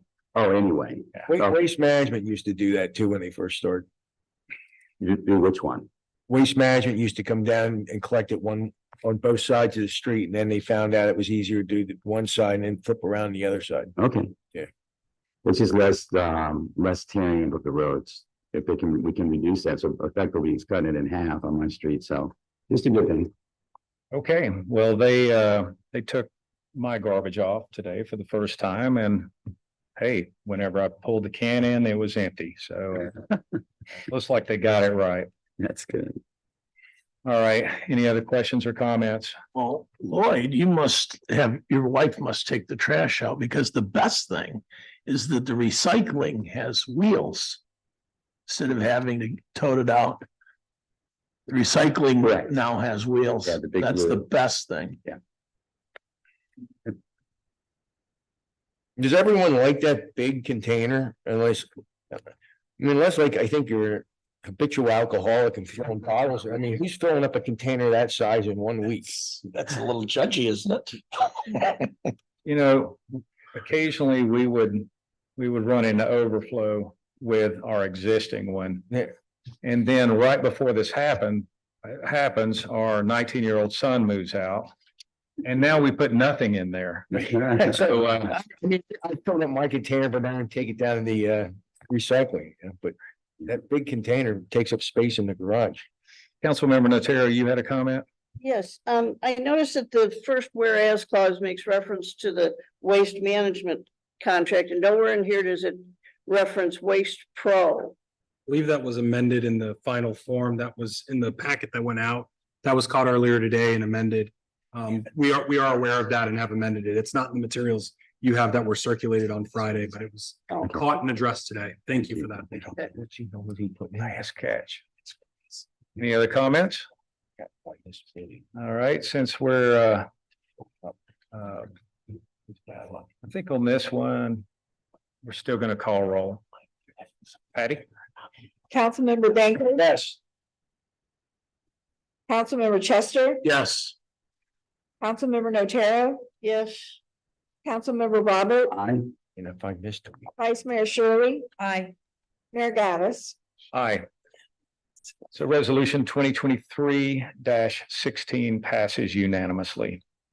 Now we are on to item number 27, and believe it or not, it's not a resolution. This is for consideration of the first addendum to employment agreement for the services of Kyle Riefler as city manager of the city of Bel Air Beach. This was placed on the agenda by City Attorney Mora. Mr. Mora? Sure. Thank you, Mr. Mayor. During a recent workshop, I believe it was the September meeting, there was some discussion about Manager Riefler's leave accrual and the way that it works based on his incredible devotion to this community and seeming inability to just take some time away.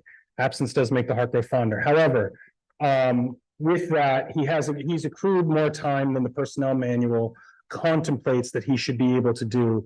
And this is directly a function of him being a past employee before becoming city manager and the accrual that we've made provision for in his contract when he was hired. And so what after listening to your discussion, and this is again for your consideration, you don't have to accept this. If this isn't a proposal you like, I tried to take your language or your discussion and turn it into something you can act upon. So what I've proposed here for your consideration is an amendment to his agreement. This is a 2-page document found on pages 98 and 99 of the PDF if you're working digitally. And at the bottom of the first page, it's adding language to his employment agreement governing leave that says, notwithstanding any provision in the city's personnel policies to the contrary, the manager may, at any time between November and December of each year, surrender and receive the full cash value of any leave time accrued in excess of the 40 days he is otherwise permitted to accumulate. And this was the way this proposal would work is, as it states, in November, December, he could cash out if he's over budget in terms of his leave. I've written it this way to balance the equities of him not being deprived of the value of the benefit that he's accrued, while also preserving, as this council made very clear, the desire to encourage him to use that time. And so it's not, you can't use your leave time. Some places people use their leave time as a piggy bank at the end of the year and say, okay, I'm going to sell off 25 hours or 40 hours this year because I need that money or for whatever reason. This encourages him this allows him to only cash out any excess. And then he's left back at 40. And then again, it holds the policy that he used the time that's accrued up to his limit. The other part of this that you avoid is, and I've seen this in other communities where you fail to address this, is when an employee will say, oh my gosh, I had 85 hours. Nobody was really tracking it except me because I'm the chief administrator. I need to be paid out on this. And then we take some larger financial hit at a later date that we weren't anticipating. So that's why this is structured this way. It's a proposal. Of course, if I've discussed this with Mr. Riefler. Though he can speak for himself, it's my understanding he's amenable to this. Otherwise, I doubt it would have found its way into the materials. But with that in mind, that's the proposal for your consideration. Thank you, Mr. Mora. Would any citizens like to comment on this topic? All right, citizen comments are now closed. Do I have a motion to approve this addendum? So moved. Motion made by Vice Mayor Shirley. Do I have a second? Second. Second by Lloyd Roberts. Vice Mayor Shirley, you have the floor. I think this memorializes what we talked about in that work session. And again, to Kyle, I encourage you to take time off. There's nothing more important than spending time with your family and getting some R&R. So although I'm in support of this policy, I still think you need to take a vacation. I second that. Any other comments? Are you happy with this, Mr. City Manager? Yes, I approve this. Anyone else? Mr. Roberts? So just a snapshot, where are you now with respect to days? I'm at about 46. 46 on the- days. Yeah, Okay, on the annual anniversary of being official, I'll get another 15. So that'll put me at 60 is that before this year ends or after? Before, for okay. this year. And So right now His you're- anniversary date's in November. I believe it actually says in November, yeah, in November That's of good. 2023. I have vacation planned, December 29th through January 7th. Okay. Good. I do have vacation. All right, you're right. It's not very long, but he's got to come back. Any other comments? Nope. All right. Can we do this with just a voice vote? That's fine. All right. All in favor? Aye. Aye. Any opposed? All right, the addendum passes. Use some of that extra money while you're on vacation. Right. All right. Okay, so now we are up to item number 28. This is this is to authorize the city manager to begin negotiations with candidate for the city clerk position. City Manager Riefler. Thank you, Mayor. Just for some background, after City Clerk Gentry made an announcement of her retirement date. We agreed to advertise the opening, and we got that out on our website and message board on October 4th. And City Clerk Gentry also emailed the vacant position to the Pinellas County Municipal Clerks Association and the Florida Association for City Clerks, so that it was posted on their websites as well. And during that open period, we received 4 applications. And I went through the 4 applications, which I've included as part of this, as an attachment to this item. And I reviewed the education and the employment history, specifically city clerk experience, but also experience with municipal government, and just the time in positions held in their employment history. And I found that one candidate stood out above the others. That is Miss Sharon Renee Rose. I set up a Zoom interview. She currently lives in the state of Kansas. So we interviewed her via Zoom and talked for just under an hour. And the city clerk Gentry was also part of that interview. And we were both very impressed with how she answered her interview questions. And at that point, that's why I got on the agenda to recommend it to city council for you to meet her. She's here tonight. I'd like to say that I reached out to her on the following week and asked if it was possible for her to attend this meeting. And with the understanding that, you know, it's coming up quickly and we'd understand if she couldn't, and she got back within 2 hours and had it all worked out. So she's here tonight. Mr. Rose, please come to the podium. And I'd like you to meet her. Good evening, Mayor and Council. Good evening. I'm just here to introduce myself. I have 18 years of municipal experience, with the last 5 being at the city clerk's position at the city of Gardner. During that time that I have worked with the city of Gardner, we have grown exponentially. I believe when I first started my position in public works, we had around 10,000 citizens. We are now approaching 25,000 and will become a city of the first class in the next year. Through that time, I've worked with the finance department. I worked there for 2 years, and then I was promoted up to the city clerk position, like I said, about 5 years ago. Council, would you like to ask any questions? Yes. Go right ahead. Hi, thank you first of all for making the trip down here. We really appreciate that.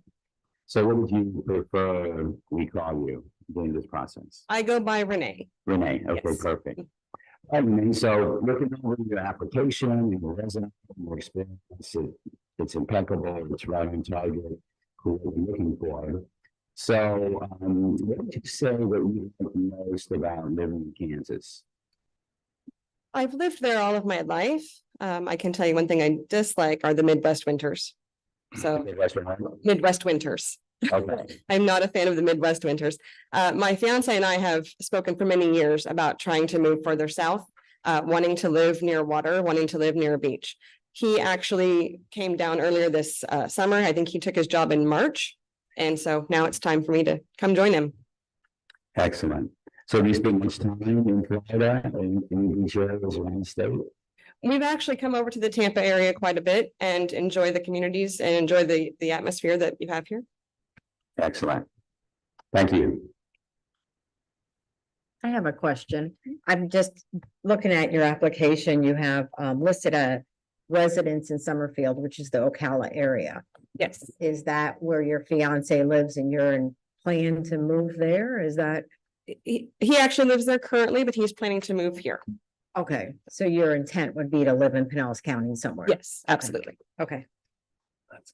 And I agree with what Lloyd said. It's nice to see you're well-rounded. You have a little bit, because we're a really small city and we don't have a lot of staff. So I know you're being hired as a clerk, but I think your knowledge could be helpful to some of the other departments and that sort of thing. So I appreciate you taking the time to come meet with us. Absolutely. Mr. Bankard?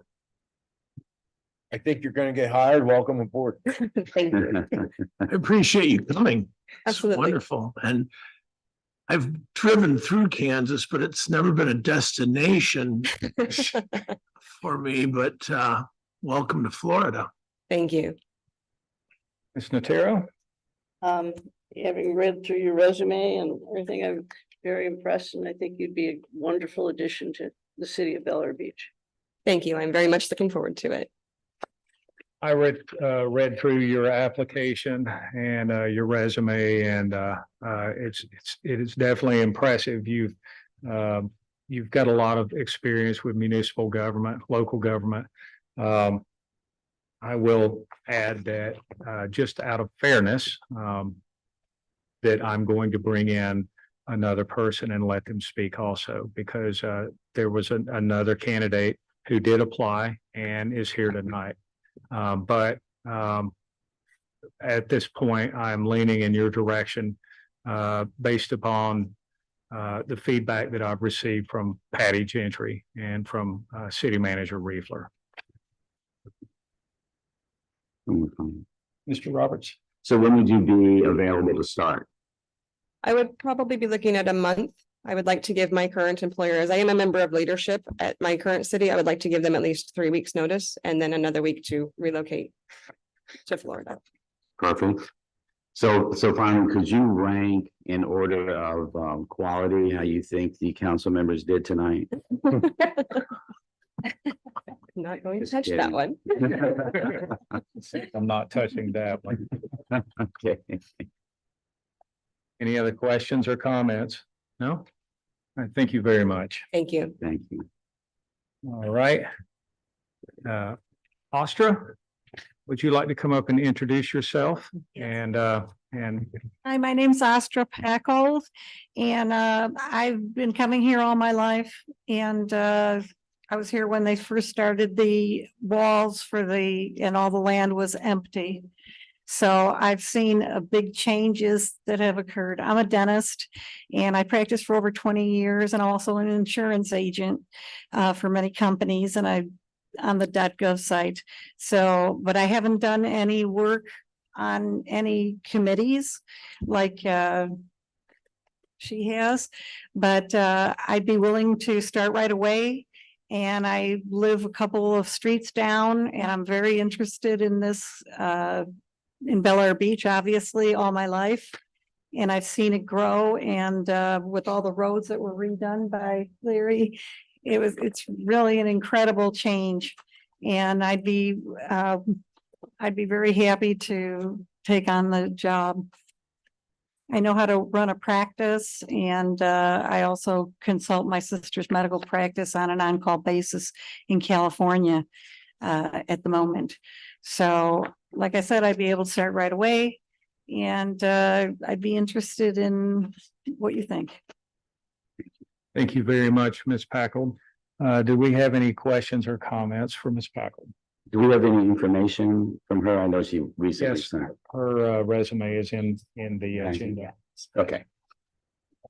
I see it right there. Perfect.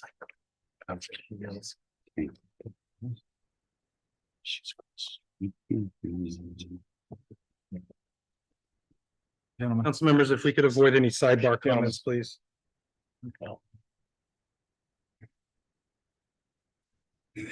Yeah, I have a couple of questions, Ms. Packle. So you're a dentist by Yes. trade. Why are you not, did you just close your practice or sell it or why are you not practicing? Well, my mother, she took ill and I had to sell my dental practice and I was involved in some court trials for many years. And I won all my court trials in Illinois and they said that I'd have to work for like VA veterans if I wanted to get a job working here in Florida. They don't have any positions open. And otherwise work underneath another dentist to change my license down here to Florida. And other than that, I, like I said, I consult my sister's medical practice as a dentist on an on-call basis. And I sell insurance even on the .gov site. So health, life, long-term care, fixed annuities, Medicare supplements. It's a lot of CE. So I'm very familiar with the laws that govern different structures and people who need financial help. And I think I'd be very good. I was also looking at other positions like maybe like a that are close by. And this is just down the street. It's so perfect. I can't even imagine other than working a little bit over the bridge. So your goal is to be close to home? Is that what I'm hearing Right. you say? And I live here permanently now. So it's been very nice. In fact, across the street from the mayor. Nice. Well, nice to meet you. I don't Yes, think we've very ever- nice to I meet look you. familiar. And if there are any other questions, I'd be, Yeah, you're my neighbor as well. yes. So would you consider just doing this or would you keep on selling insurance as well? What would you be doing? Well, I'm on the .gov site. I'd be probably selling it on the weekends. Maybe. Because this is a big job and Patty's been doing a real lot of work. So I'd be willing to probably not do that. Maybe at all. And I definitely, my sister wants to retire in her medical practice, so this would be a permanent job for me. Thanks. Mr. Banker, do you have any questions? I just, as Mr. Chester said, Patty's Patty's overworked, underpaid, in my opinion. I mean, she's like a 24/7. Right. Is there more hours than 24 that Kyle puts in? I don't know, but I don't think he'd have any free time in what I'm saying. Right, there wouldn't be any free time to do anything else. You know Muni code too, or are you? Pardon me? Do you know the Muni code of the city, the ordinances, how to load it and how to interpret it? No, I'd have to talk to Patty on how to do it, but I'm very good at the computer. I'm on it all day usually. And I'm also a freelance writer, so. I was also thinking of paralegal job, but that's over 10 hours a day, like Mr. Moore knows. Ms. Notaro, do you have any questions? No, I don't. All right. Well, I like Bel Air Beach and I love the people here and I think it would be a good fit. We'll see what you say. Thank you, Ms. Packold. It was very nice to meet you, and I Thank know you. that I know you already, and Councilmember Chester does, but figured since you were here, you could at least introduce yourself Thank you and very much. give us your history. Thank you. Thank you. Okay, now that we have met Miss Rose. We've also met Miss Packold. Miss Rose was the candidate that was recommended by City Manager Riefler. Mr. Riefler, do you have anything you'd like to add? Just like to reiterate that I was highly impressed with her experience in government, the fact that she was working for the city in Kansas for over 19 years and progressed from public works administration up to finance and then into a deputy clerk position and then 4 years as a city clerk. In talking to her, she's very educated, has a lot of background. I think she could bring a lot of her experience into this city and it would be a benefit. Thank you, Mr. Riefler. Let's go to the citizens for comments. Would anyone like to speak? Oh, citizen comments are now closed. Before we go any further, I'm going to need a motion to authorize the city manager to begin the negotiations with Renee Rose. I'm sorry, just hold that for 1 second. You are not obligated to vote yes. You can vote no, and if there's a majority of no, then the city manager will have to dig deeper. I just wanted to make that clear. So the motion is made by Frank Banker. Do I have a second? Second. Second by Lloyd Roberts. Mr. Banker, do you have the floor? I think we've seen both candidates. I think it's pretty clear of a selection. I think we should go to a vote. You calling the question? Yeah. All right, so this is to authorize the city manager to begin negotiations with Renee Rose. All in favor? Aye. Aye. Any opposed? All right, thank you both very much for applying, as well as the other two candidates. Ms. Rose, I look forward to working with you if it works out. And Ms. Packold, thank you so much for coming tonight and introducing yourself to the council. Mr. Mayor, if I may, just for clarity in the record, you have authorized the manager to enter negotiations with the candidate. At a later date would be the formal appointment, establishing the date of service, salary, et cetera. So we will appoint at a subsequent meeting. But thank you for your authorization so we can move forward with the negotiations process. Mr. Mayor, I have a question. Since she'll take at least a month from the time, I guess, she accepts her contract, who's going to be filling in for Patty? If she's leaving in a couple weeks? Kyle and Laura, and your new administrative assistant too, right? Yes, so it'll be myself, Laura Mataloni, and Jennifer, and so Patty, before she leaves, is going to kind of lay everything out that we need to get through, and I'm confident that we can do it. And you really think 3 or 4 of you can replace one Patty? Really, but I think we can stay. Tell you what. And with that in mind, we will also move with all deliberate speed in the process. That was my next question. This is, Yeah. if a special meeting is appropriate or necessary, we will schedule one. If we can come to terms sooner than later. This is not something we'll just sit on until we can. Since you brought that up, we don't need a special meeting if the two of them can come to terms, correct? No, No, the that's not commission, the true. council needs to fill, it is a charter position. The council needs to fill it. You've authorized him to negotiate. I would strongly recommend a formal appointment of the position, not simply an authorization to negotiate. It's like when you say you authorize him to negotiate an RFP, but then ultimately you bless the RFP, I think it would be similar to that. The resolute or the question was to begin negotiations, not finalize negotiations.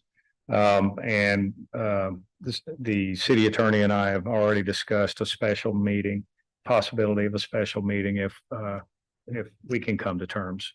Now, the only reason I bring this up is because she wants 3 weeks. Notice to her employer plus a week to move in, which is agreeable, but. Is it gonna be 2 more, is it gonna be 5 weeks that we're talking about, 6 weeks, you know what I'm saying, until this process is hammered out, because I'm sure you're not gonna give notice until you reach a settlement with us.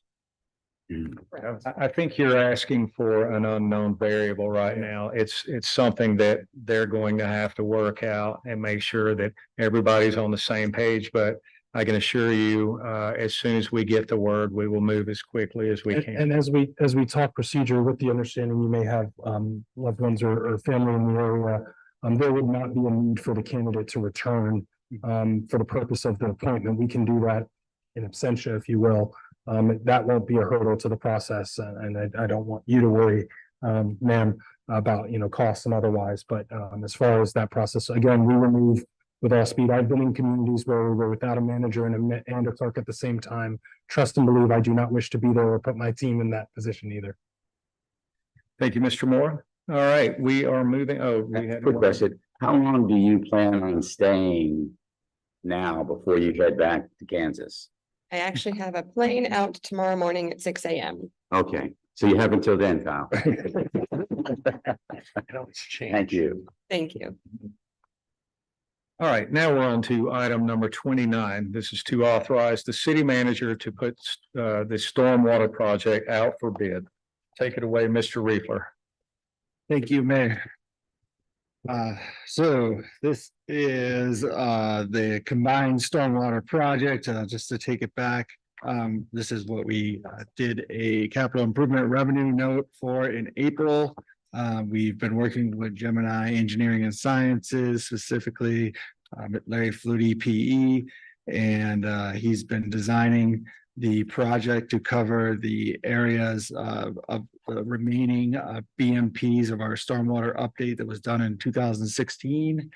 And through some work sessions, we've come up with the bid documents, the technical specifications, and the finalized plan. And with the city council approval, we'd like to advertise this project to go out to bid on November 8th, Wednesday. And I'm going to put that on the online bid system Demand Star, which I believe will be far reaching as opposed to the way in the past where we stuck it in the newspaper and onto the website. I believe we're going to get a lot more just by the nature of how Demand Star works. It blasts it out, and any contractor that does these type of construction projects are going to be notified. So I'm confident that we should get some more bids than we're used to. Thank you, Mr. Reefler. Let's go to the citizens for comments. Anyone like to speak? Yes. We have a citizen who wants to speak. Good evening, everyone. My name is Kim Shaw Elliott. I live at 121 9th Street. I had the opportunity to talk to you guys of some months ago when I was very pleased to support the bond issue for this storm improvement system. And at that time, I'd recommended that we take this as an opportunity to really study the needs here and to make sure that we're not rebuilding what we currently have, which may or may not be adequate, and that we can really plan for the future in terms of looking at all of the climate changes that we're experiencing and being safe in future years. So since then, we've had a few opportunities for learning. We've been through our storm season. It's not quite finished, but we did have a hurricane. And from the vantage point of my evacuated safe place, I watched as water came up 9th Street, my street. We did have some damage. I luckily was fine, so that was good, but I'm certainly concerned about neighbors. And 8th Street is a street that had gone through the current improvements and did experience some damage to the properties there. I also watched as literally one of our former council members kayaked down his street. So we know we're in the face of some extreme weather ahead. So with this project, which is a wonderful project, I have some questions. And one is how does this differ from what we currently have? So that we're not just be rebuilding something that we know isn't sufficient for current climate conditions. So how does this differ? The second question is, if so, then what are the improvements? What are we doing now under this plan that we don't currently have? And the last and most important one is, are those changes adequate? Are we properly providing for our futures? And thanks very much. Thank you, Ms. Shaw. We have another guest here who may be interested in coming up to the podium and maybe answering some of those questions.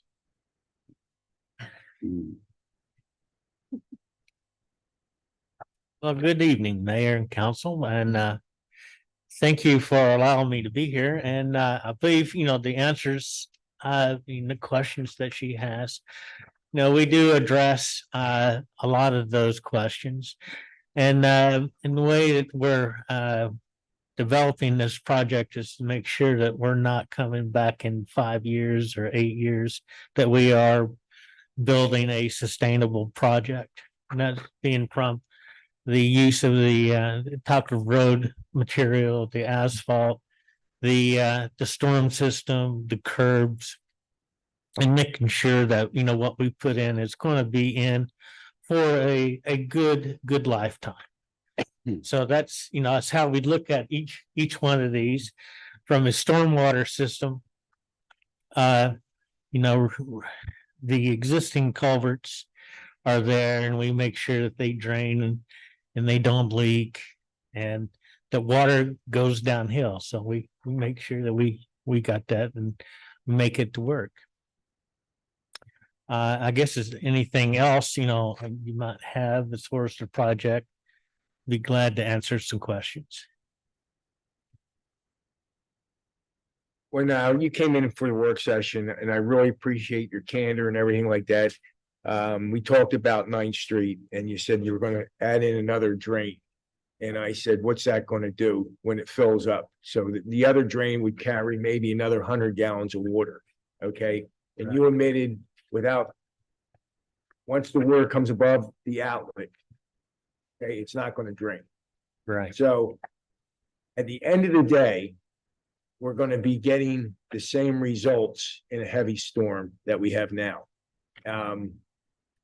And I know MWI Pumps contacted you.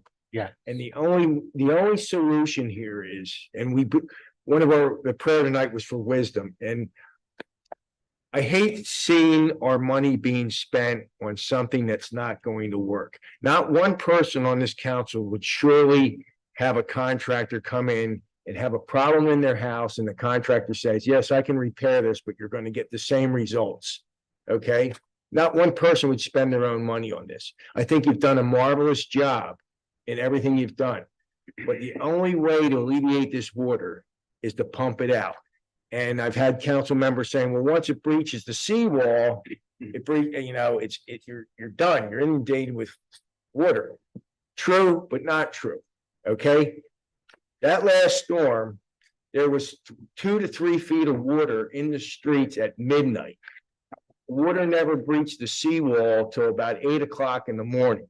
Then it was too late. If we had pumps working in there, them streets would have been dry when that water breached the seawall. Meaning you would have gotten water in your driveway. I wouldn't have gotten water in my driveway. All right.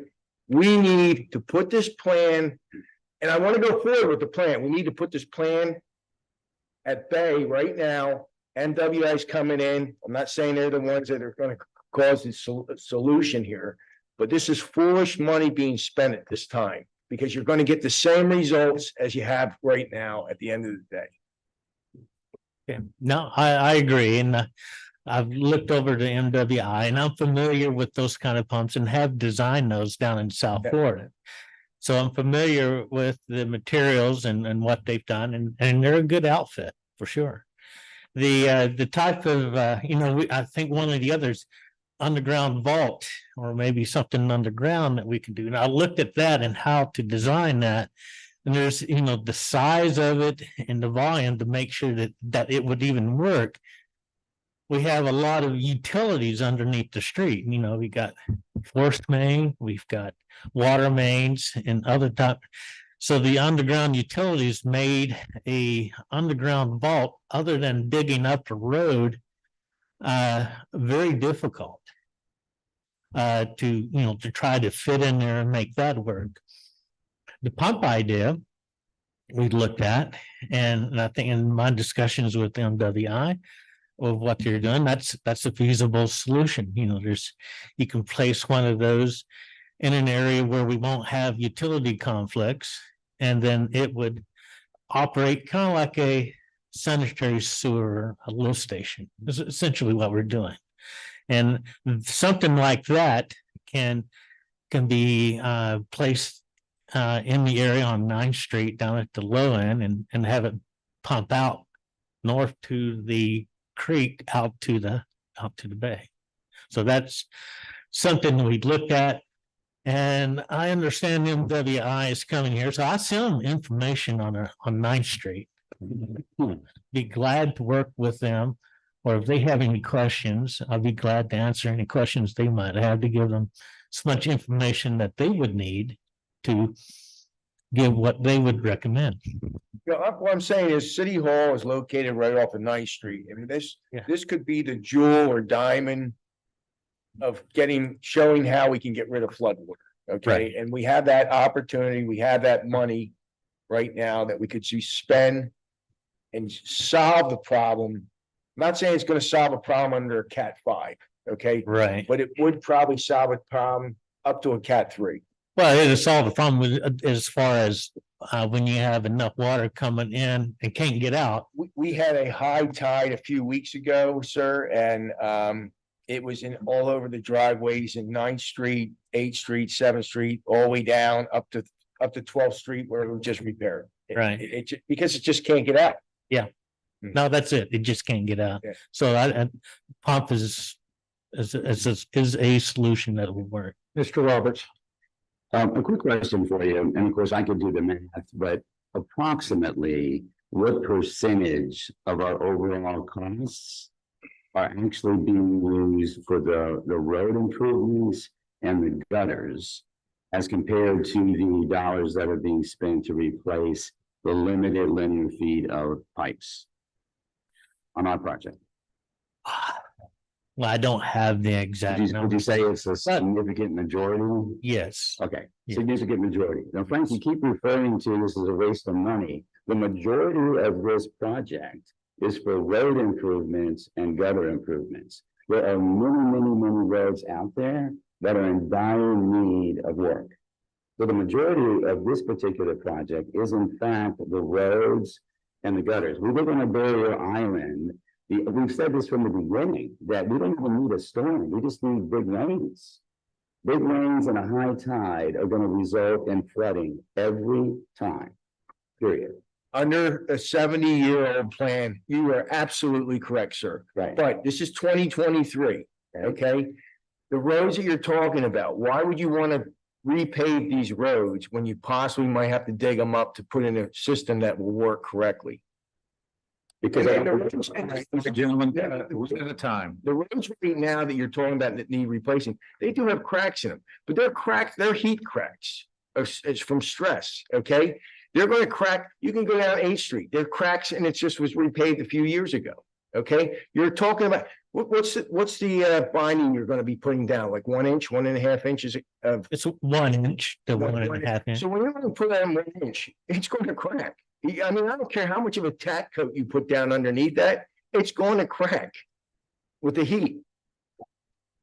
So why don't we do this correctly? We're taking a big bond out. We have a storm surge tax we pay every month.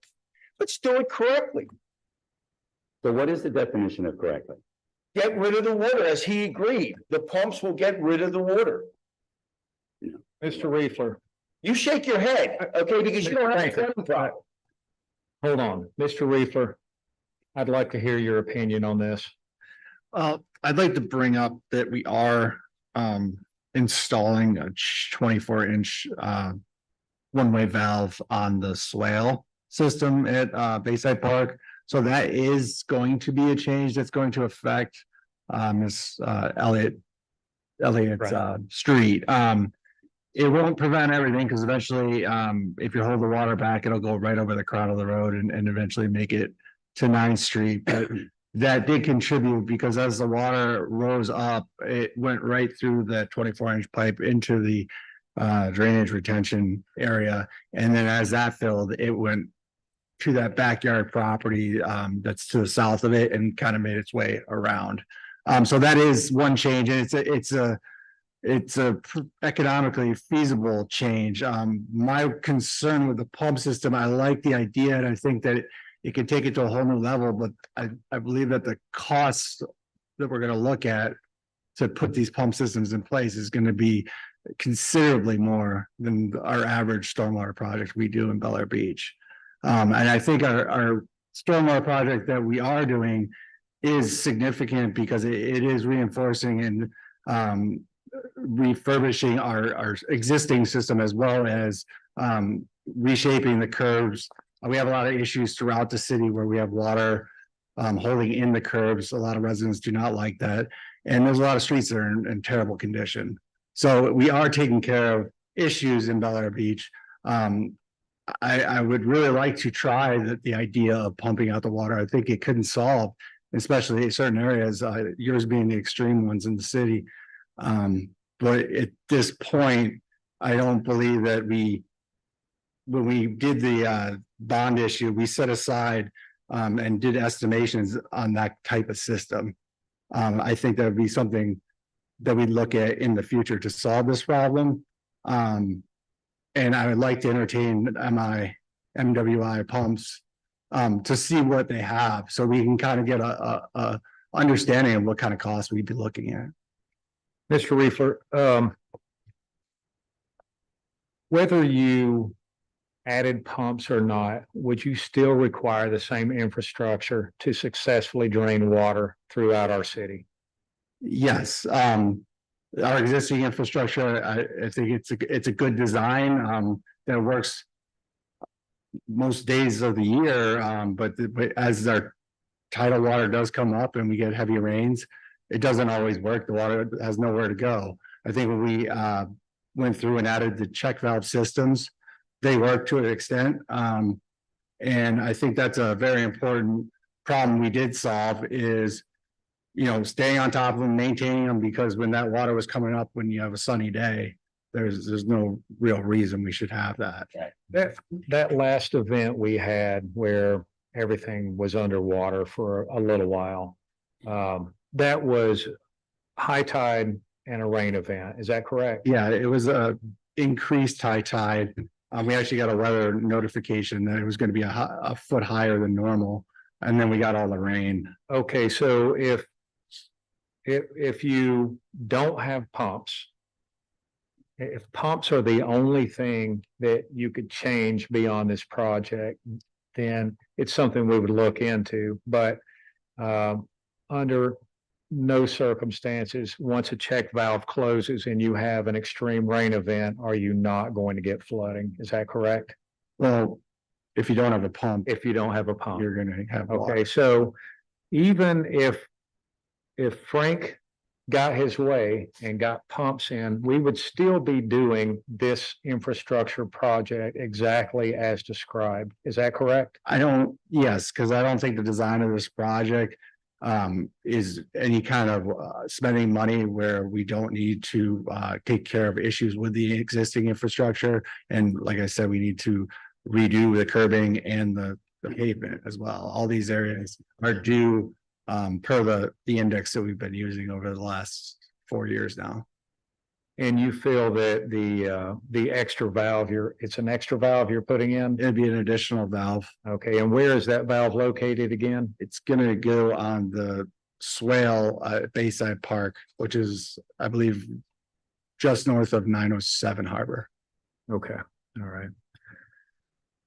Mr. Bankard, you have the floor.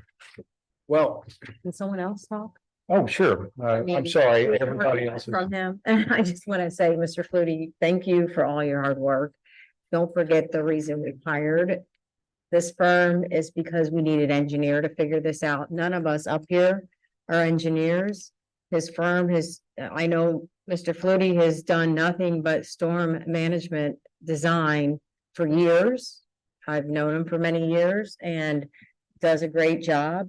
We have a 55 to 60-year-old system that has never been repaired. Never before has the city put money into infrastructure. So we're making up for those shortfalls for all these many years that we've done no work to infrastructure.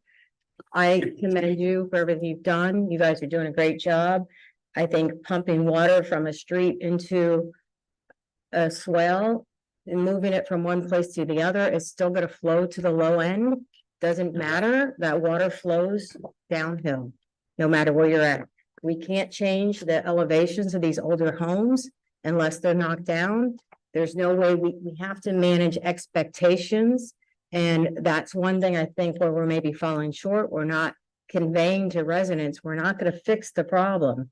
We're trying to alleviate some of the issues, but by no means this deferred maintenance does not fix the problem. It helps some of it, but we're going to continue to have some flooding issues. We live on a barrier island. When tides are high, we're going to have issues. There's no way we can fix that unless we scrape the whole town and start over. That's the only way we can fix it. And so, I commend everything you guys have done. This is great. I'm so thankful that we're moving forward with all of this, and I am in total support of your designs. Thank you. Thank you. Thank you, Vice Mayor Shirley, and well spoken. Ms. Notaro, you've not said anything. Would you like to add to this? I would agree with what the Vice Mayor has said. We can't stop the rain. There's some things we just can't control. And this alleviates a lot of the problems. Thank you. Mark Chester. I agree. We need to do everything we can that's reasonable, but when we moved here, we realized what we're moving into. And when we purchased the home that we did, we made sure we got something that was as high as we can, within the parameters of what we have. Plus I like having a nice, smooth street that, and that the water runs out better. We also discussed, I think it's a good idea to get to people to where we're not blocking the drains by putting things out that, we're doing that to ourselves. So there's often times where, we had it with construction on our street where, because there's so much debris that the construction brings, that it inhibits the ability for, water to drain like it should. But I don't think one is exclusive of the other. I think I like the idea of moving forward and getting something done. Thank you, Mr. Chester. I would like to thank you, sir, also for being very patient with this council. I know it probably takes a lot out of you every time you come here, but I appreciate your perseverance and hanging in there with us. And I think we're almost done with this. I just want to add, Mr. Bankert, I'm going to give you the last thank word. you. Go right ahead. Well, earlier one of the council members said, because we're smarter doing it 65 years the same way with the technology we have today. That doesn't seem too smart to me. I come from the heavy highway infrastructure business, stormwater. All right. This is ridiculous what we're doing. All right. True. Okay. Streets need to be repaved. Okay. But when you have technology in front of you, you shouldn't go forward until you have the other company come in and explain what they can do. Now, as he said, you could put a catch basin in or a vault. All right. They're very hard to put in places. I agree with you with underground wiring, everything like that. 9th Street, the park, you could put an underground vault in there. All right. Easily. All right. And that would really reduce flooding in a bunch of areas, all right? But this council who says they're smarter, I think will vote to go ahead with something that will not work. And you agree with me, sir, without getting the pumps to move the water, heavy rain, storm surge, we're gonna have the same effect. The pumps are. So I don't know how we're smarter than the other communities. Thank you, Mr. Bankard.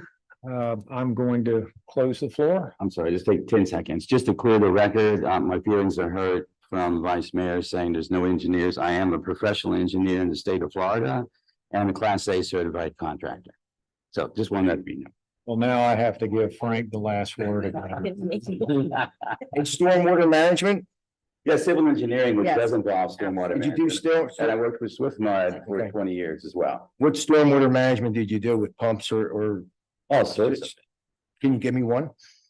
So I can look I it did up? it for the all of our sites that Swift Mud owns. Just give me, All right, gentlemen. All right, gentlemen. That's enough. ask it for one.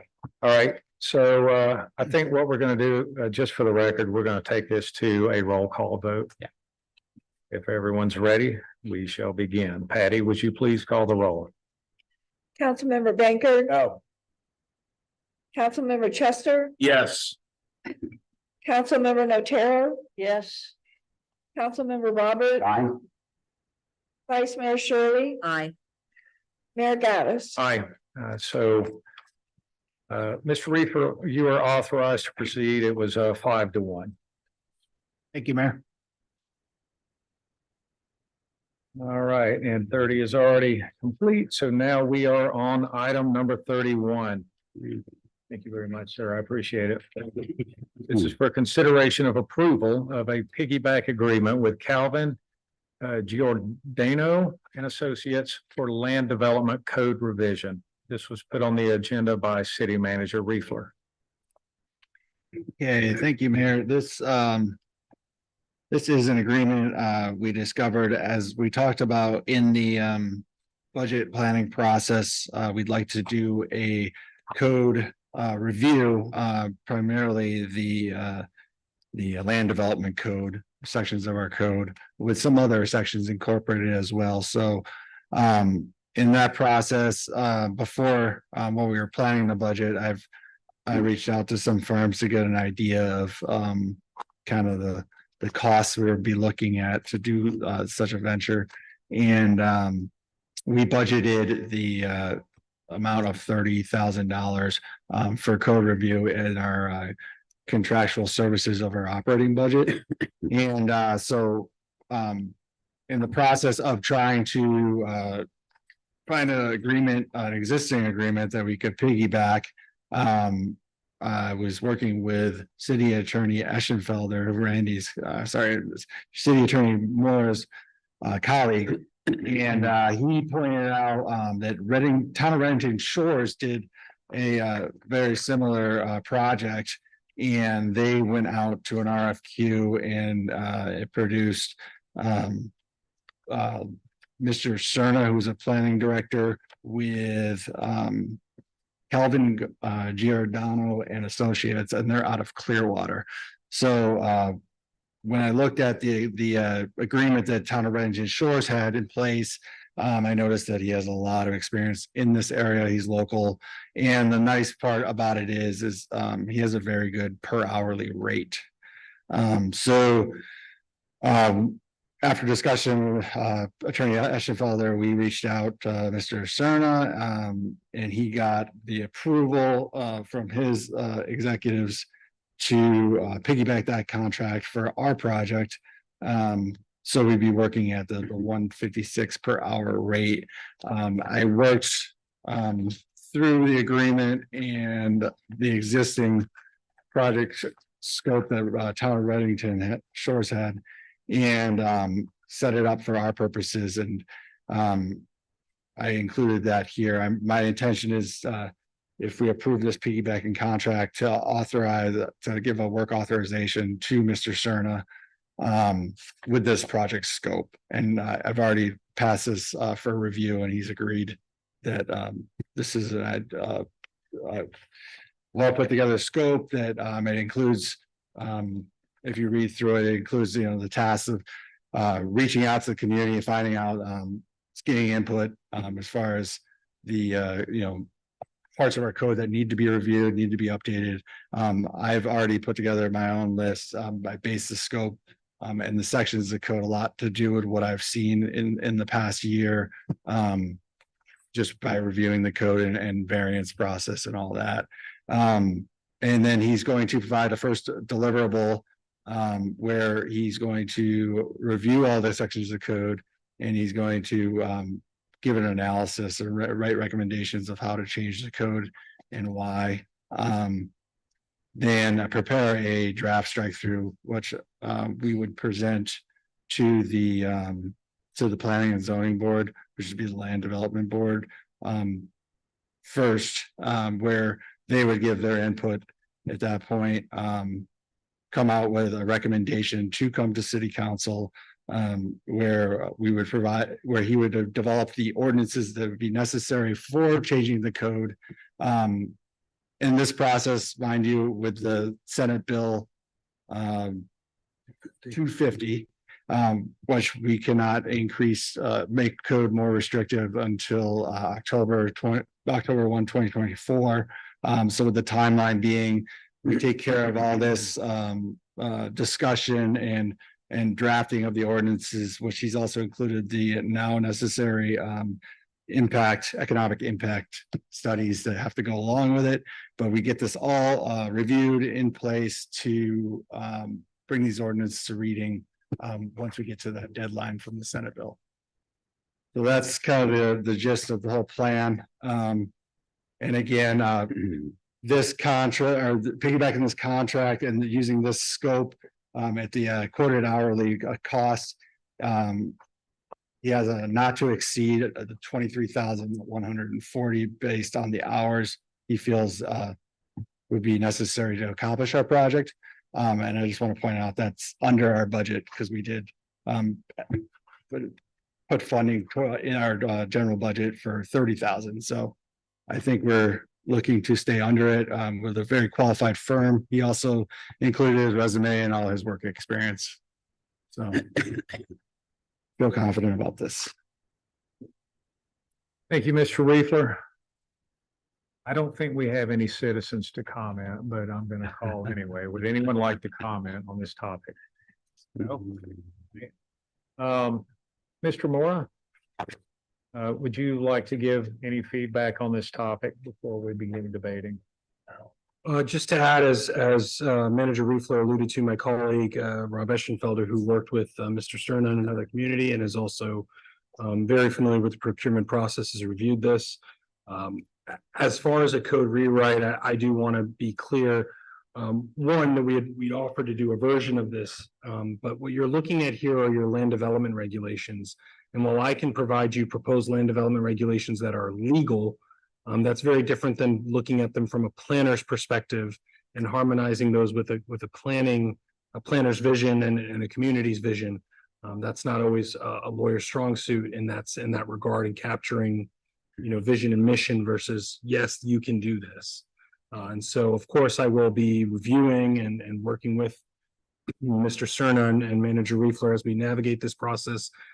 As Manager Reefler alluded to with Senate Bill 250, and its limitation on adopting anything that is more burdensome or restrictive. There may be some that are placed into the hopper for adoption at a later date, or we determine, do we need to make it this way to accomplish the community's aim?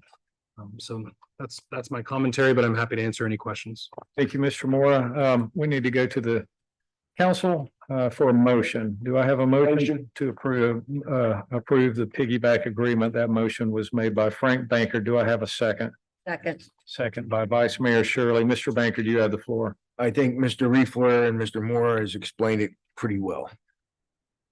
Other comments or questions from the council? I would just like to comment that this is something that's much needed. We've always gone to citizens for review of code, and as a result, we have a lot of issues with our code, that loopholes that probably need to be closed up, and maybe some things that don't meet what we're trying to achieve and, you know, with, as it relates to code and building code, that sort of thing. Clearly, we're not doing a whole lot to change the land use, but we're getting a professional involved to help us with the process of cleaning up the code. Other questions or comments from the council? Mayor, Yes, sir. I just want to point out, there are some sections of code that have come up to the Board of Adjustment, variance after variance, having to do with pool elevation, things like that, that would actually be less restrictive, but would take care of something that we keep on granting variances for. So some things we could take care of sooner Okay. rather than later. Now, obviously, we're in a moratorium right now to where we cannot make anything more restrictive. But already some things have cropped up that we want to visit. Yes. So are you going to make sure that these items are brought up and they're, so we have instructions for the future once the moratorium is lifted? Because obviously we're going to be cleaning up code like crazy for a little while, but eventually it'll settle down and then the moratorium will be lifted and we're going to want to go back. But I don't want to feel like we've wasted our money and now we don't know what we're doing again. So what's the plan for handling that? So, I mean, the plan for that is just, kind of with the scope description of the project. It's going to be, as we move through the process, especially first and foremost, I mean, I have my list. I know what areas like that have been, an issue for the city and in some areas that people are not actually following code because they're just maybe need to be changed or adjusted so that they can be enforced. But I think most important it's the very start of it is conducting. It says conduct a workshop with the planning and zoning board and or city council, introduce project, take input. I think I would like to do like an open forum to the whole community, so that it is public, but also we hear from every source possible, just to see if there's anything we are missing, so that we can look at. And then moving forward from that, you know, that's where the professional, the planner comes in and he looks at these problems and he comes up with, by his experience with other communities, what he thinks would work best for us. And then gives recommendations that we discuss and work through. All right. But I don't think any of this would be lost, because we'd be going through the process and we would have, you know, these documents and deliverables that we would keep, with the plan to create ordinances to adjust. Okay. Other questions or comments from the council? All right, well, in that case, this is kind of a big deal, so I'm going to do a roll call vote on this one because it's always serious stuff whenever we're dealing with our municipal code. So Patty, would you please call the roll? Councilmember Banker, Yes. Councilmember Chester, Yes. Councilmember Notaro, Yes. Councilmember Robert, Aye. Vice Mayor Shirley. Aye. Mayor Gaddis. Aye. The motion carries unanimously, and Mr. Riefler, you are authorized to proceed. Thank you. All right. Now we are up to item 32. Where's Mike Zabel when you need him? All right, this is for consideration of marina slip waitlist policy and marina license and use agreement. City manager, please take it away. Okay, so these are two documents. The main document is the one we've been discussing over several work sessions. I believe it's coming up on a year, if not more. But it is to revise which is admin policy number 12, which is the marina slip waiting list policy. You know, it was put into place back, originally issued or the existing version was issued in 2010. And sort of, a lot of things have changed in the city since the original waitlist policy was put into place. And it's been brought to our attention, but from residents that are on that waiting list, that we should look at changing how it works to better serve the residents of the community. We've done a lot of analysis, and different members of council have taken it and come up with some ideas and looked at other examples, and we're at the point now where I think we've kind of looked at everything, considered what we want the marina to be, and what our goal we're trying to get to is, and we've came up with a policy that will get us to our goal and provide a more fair process to the residents, so that if they get on the list, they feel like they can eventually get a boat in the marina. And then along with this document is the agreement, the licensing agreement for an actual slip. And our city attorney Maura went through it with legal review, changed some wording, added some wording.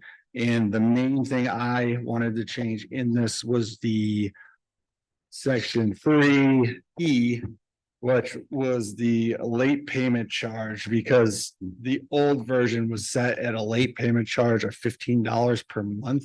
And I thought that was extremely low, given what the average slip cost is per month. I worked with the attorney and we agreed that $100 per month is more realistic to try to motivate somebody to not be late with their payment. So that's really the only major change of that document. So again, this is to approve the waiting list policy. I think I did issue it before the work session, mentioned between that work session and now, if there were any additional comments. I haven't heard any additional comments, but I would like to, finalize the policy and then work to put it into effect. And we have an existing list. We know all the timeline of when each resident got on that list. So I think the most fair way to institute this new policy would be to reach out to the person who's been on the list, who is a resident, based on all the ranking we define in our policy, and then go one by one and let them choose which list they want to be on, and then establish a new list. And then moving forward from there, set up the website, forms, all to be constructed for this new policy. One other thing, this policy clearly defines that nobody in the same nuclear family or household can have a more than one slip. And we do have one name that came up. There is was once a resident, no longer a resident, but she has 2 slip agreements in her name. So by our new policy, she would have to relinquish one of the slips to be following the policy. It was brought to our attention that we were looking at this, instituting this policy, and she reached out to me and went over the history of how she got those 2 slips. Long story short, she got her first slip in 2002. It was slip 10. In 2008, another slip was open.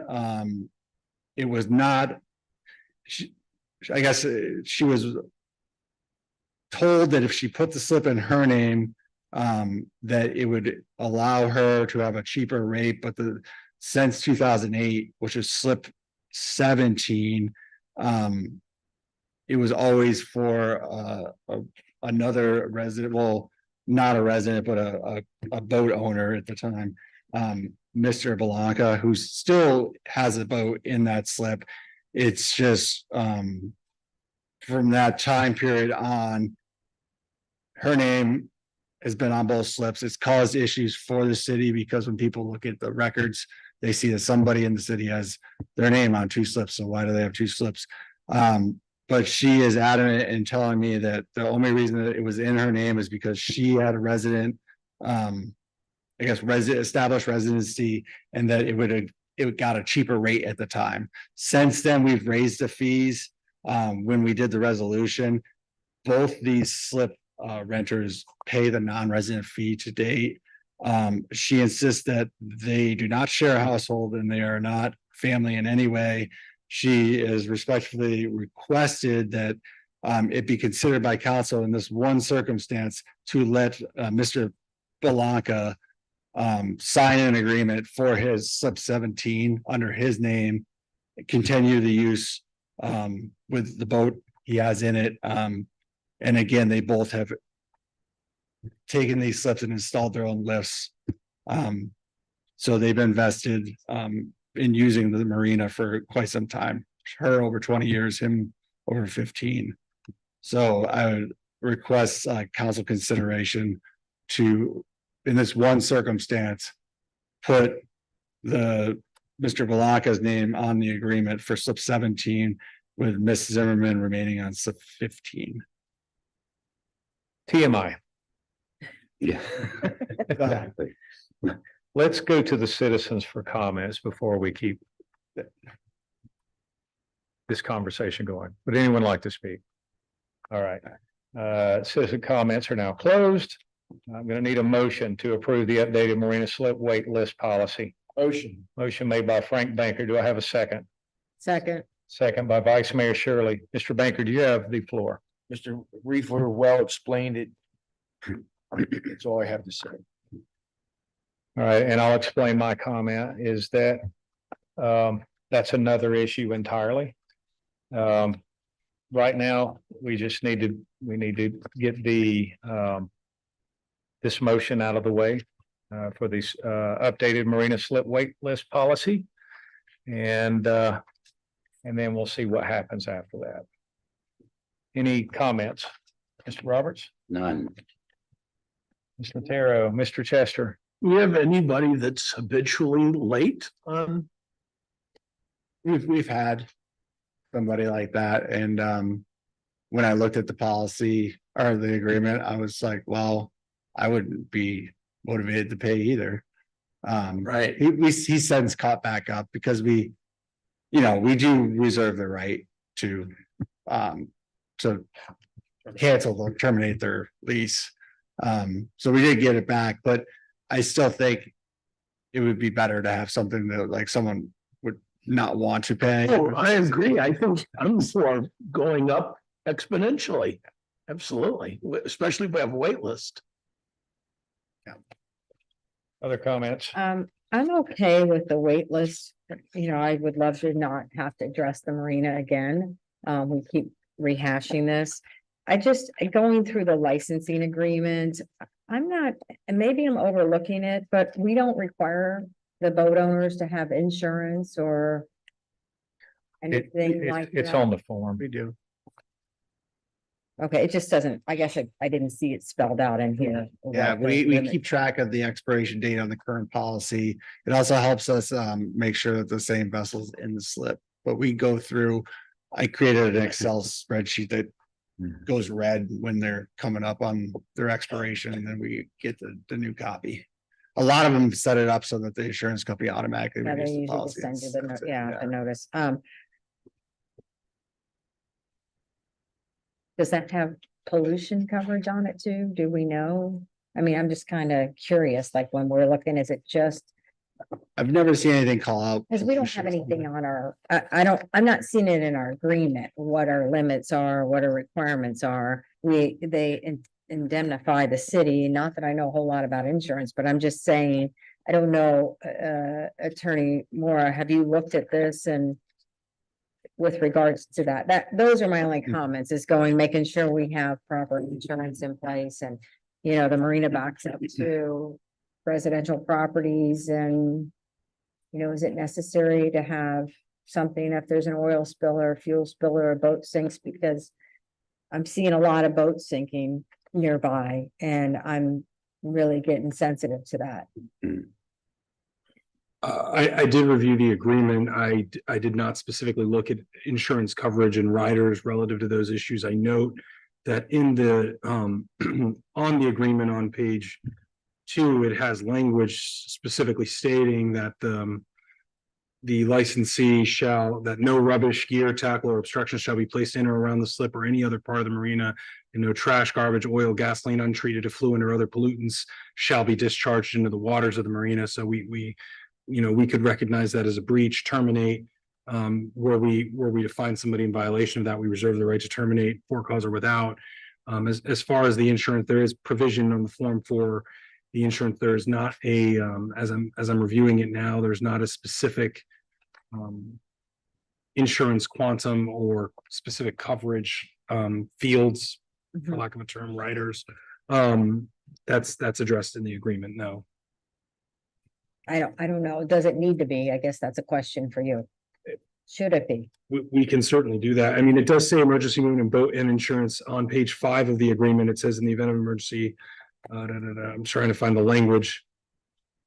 The licensee is solely responsible for any liability connected with the boat. Licensee agrees that at all times during the period, they will maintain general liability and property damage insurance on the boat, accessories, and contents in amounts acceptable to the city.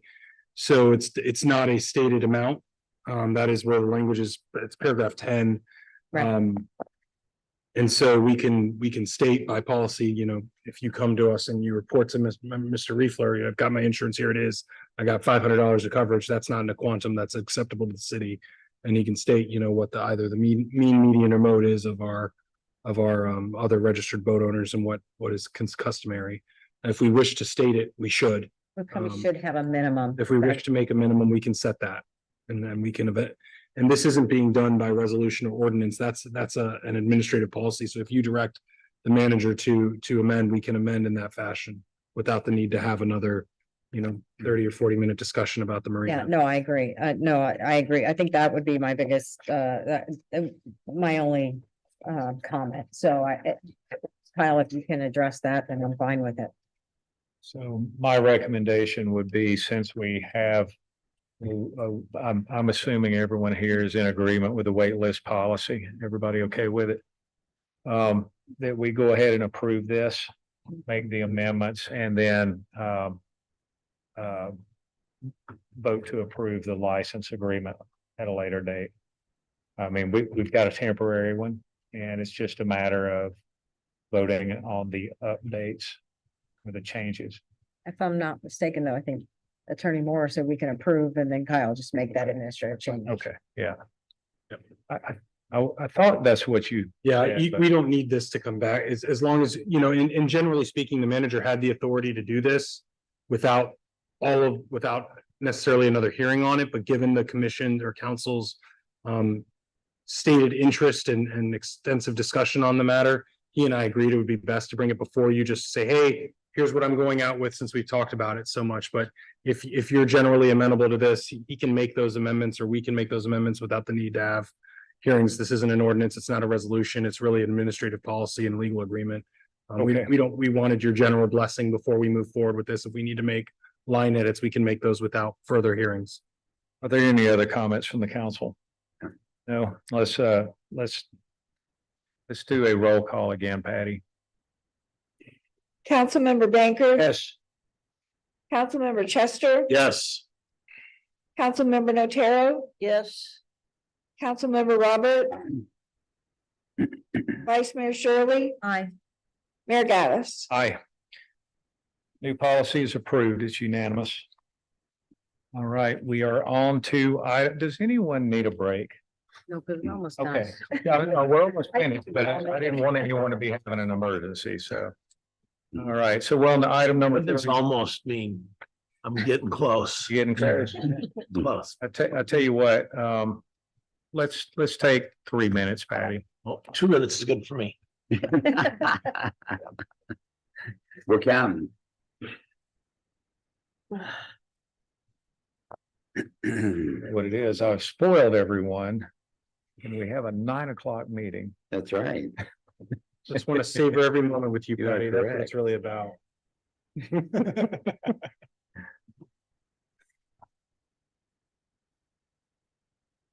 actually 10, right?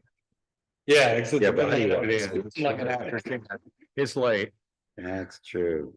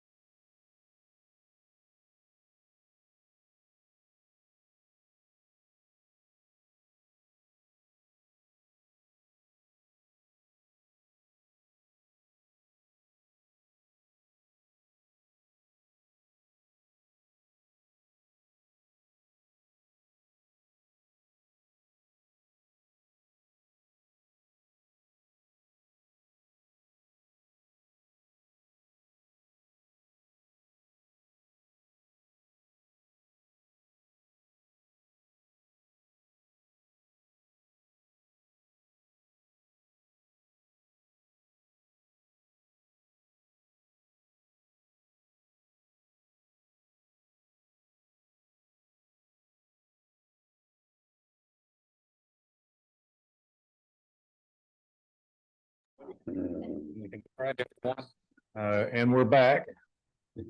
Now we are to item number 33. This is Parks and Recreation Board Member Susan Conti. She would like to move down from full member to alternate member. And alternate member Deborah DeCosimo would like to move from alternate member to full member. I think that works pretty well. Before we go any farther, I'm going to have to go to the citizens on for comments. Would any of you like to speak? All right, citizen comments are closed. I'm going to need a motion to approve I'm sorry, I'm going to need a motion to vote for alternate and full members for the Parks and Recreation Board. Motion is made by Frank Baker. Do I have a second? Second. Second by Mark Chester. All right, so you heard what they've asked for. Basically, if there's no debate, all we do is we take out this sheet that Patty has provided us. And what they're asking for is Susan Conti moves down to alternate and Deborah DeCosimo moves up as a full-time member. And you gave us, oh, you're already, okay. So everybody, if you don't mind, would you please vote and let's get this taken care of.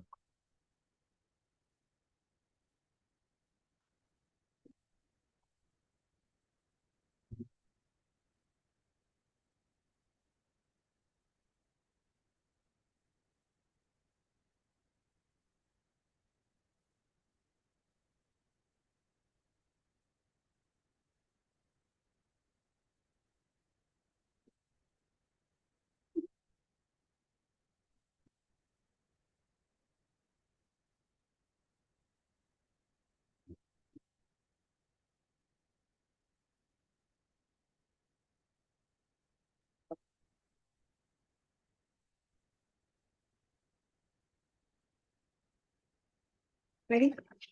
Yes. Councilmember Bankard voted for Ms. Conti to be the alternate, Mr. Cosimo to be the member.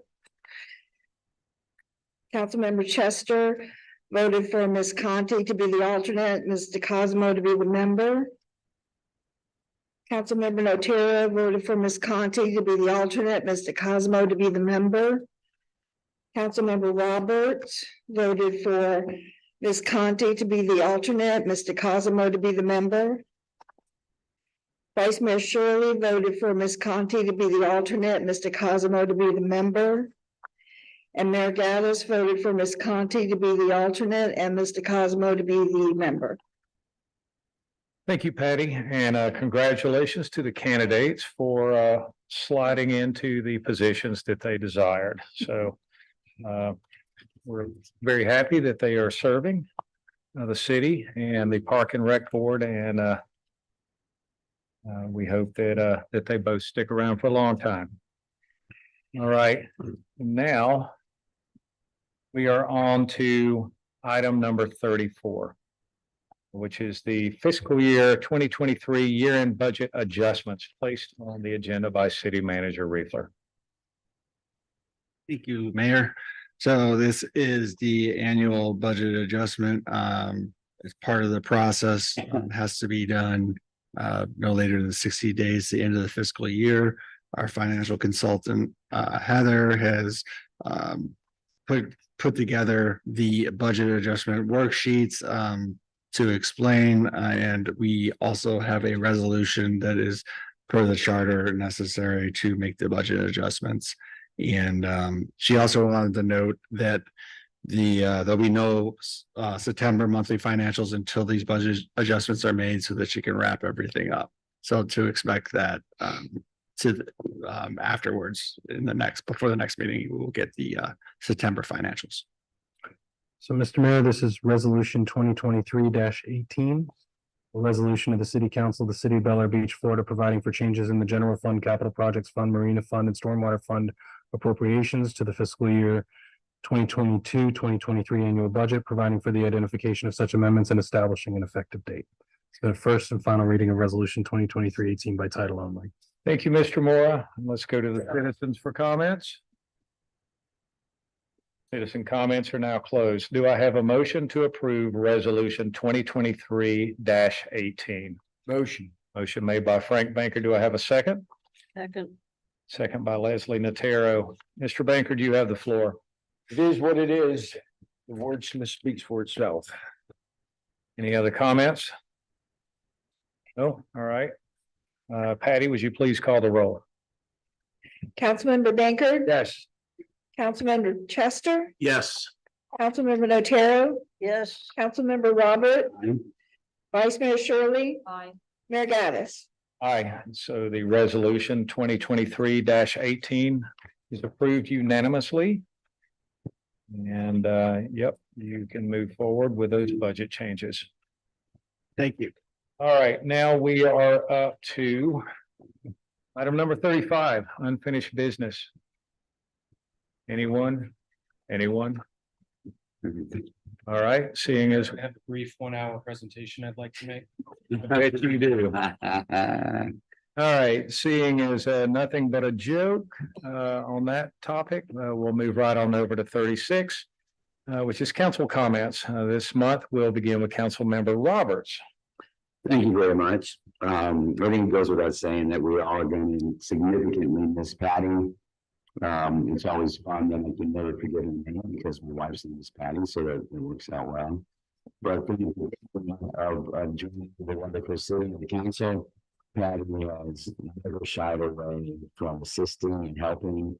And trust me when I tell you that I had some questions, and when she probably hung up the phone, thought, how can you be that dumb?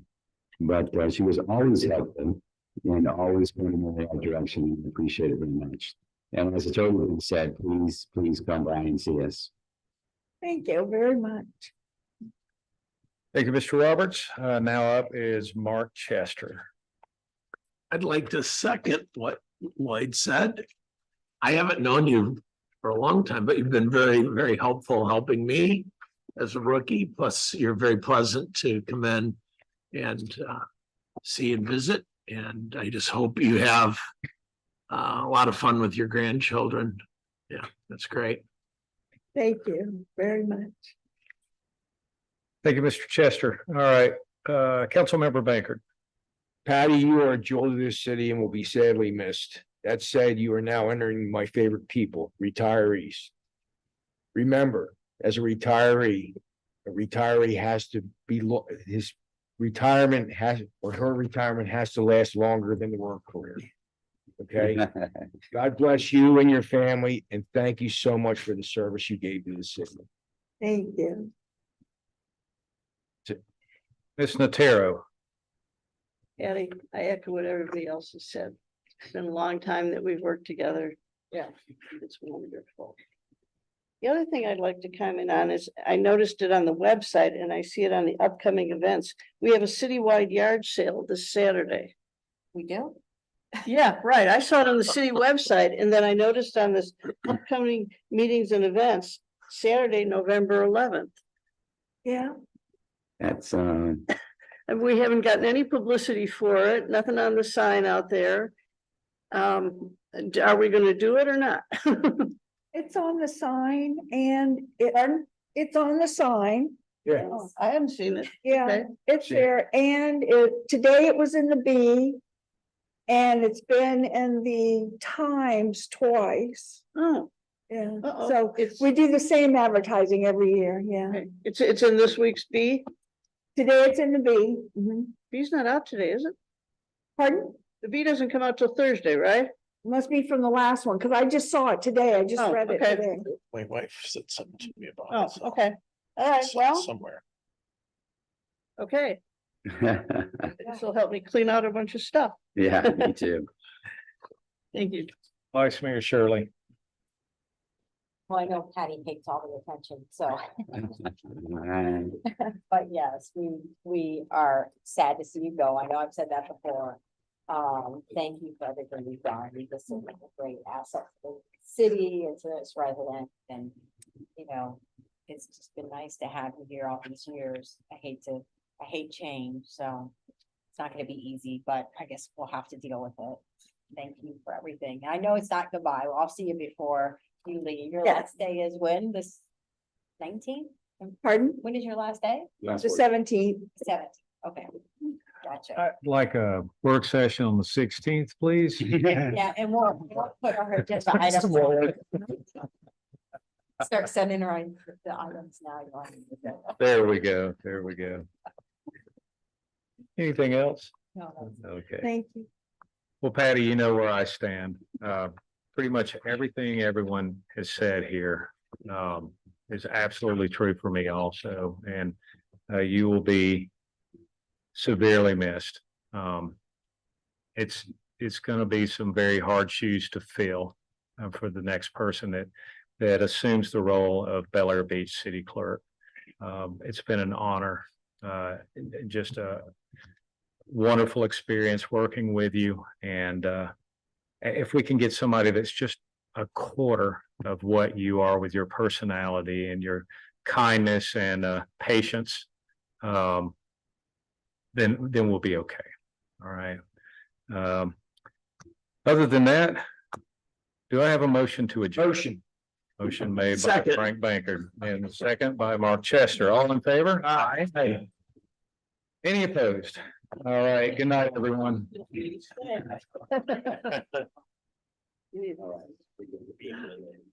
I'm getting very thirsty.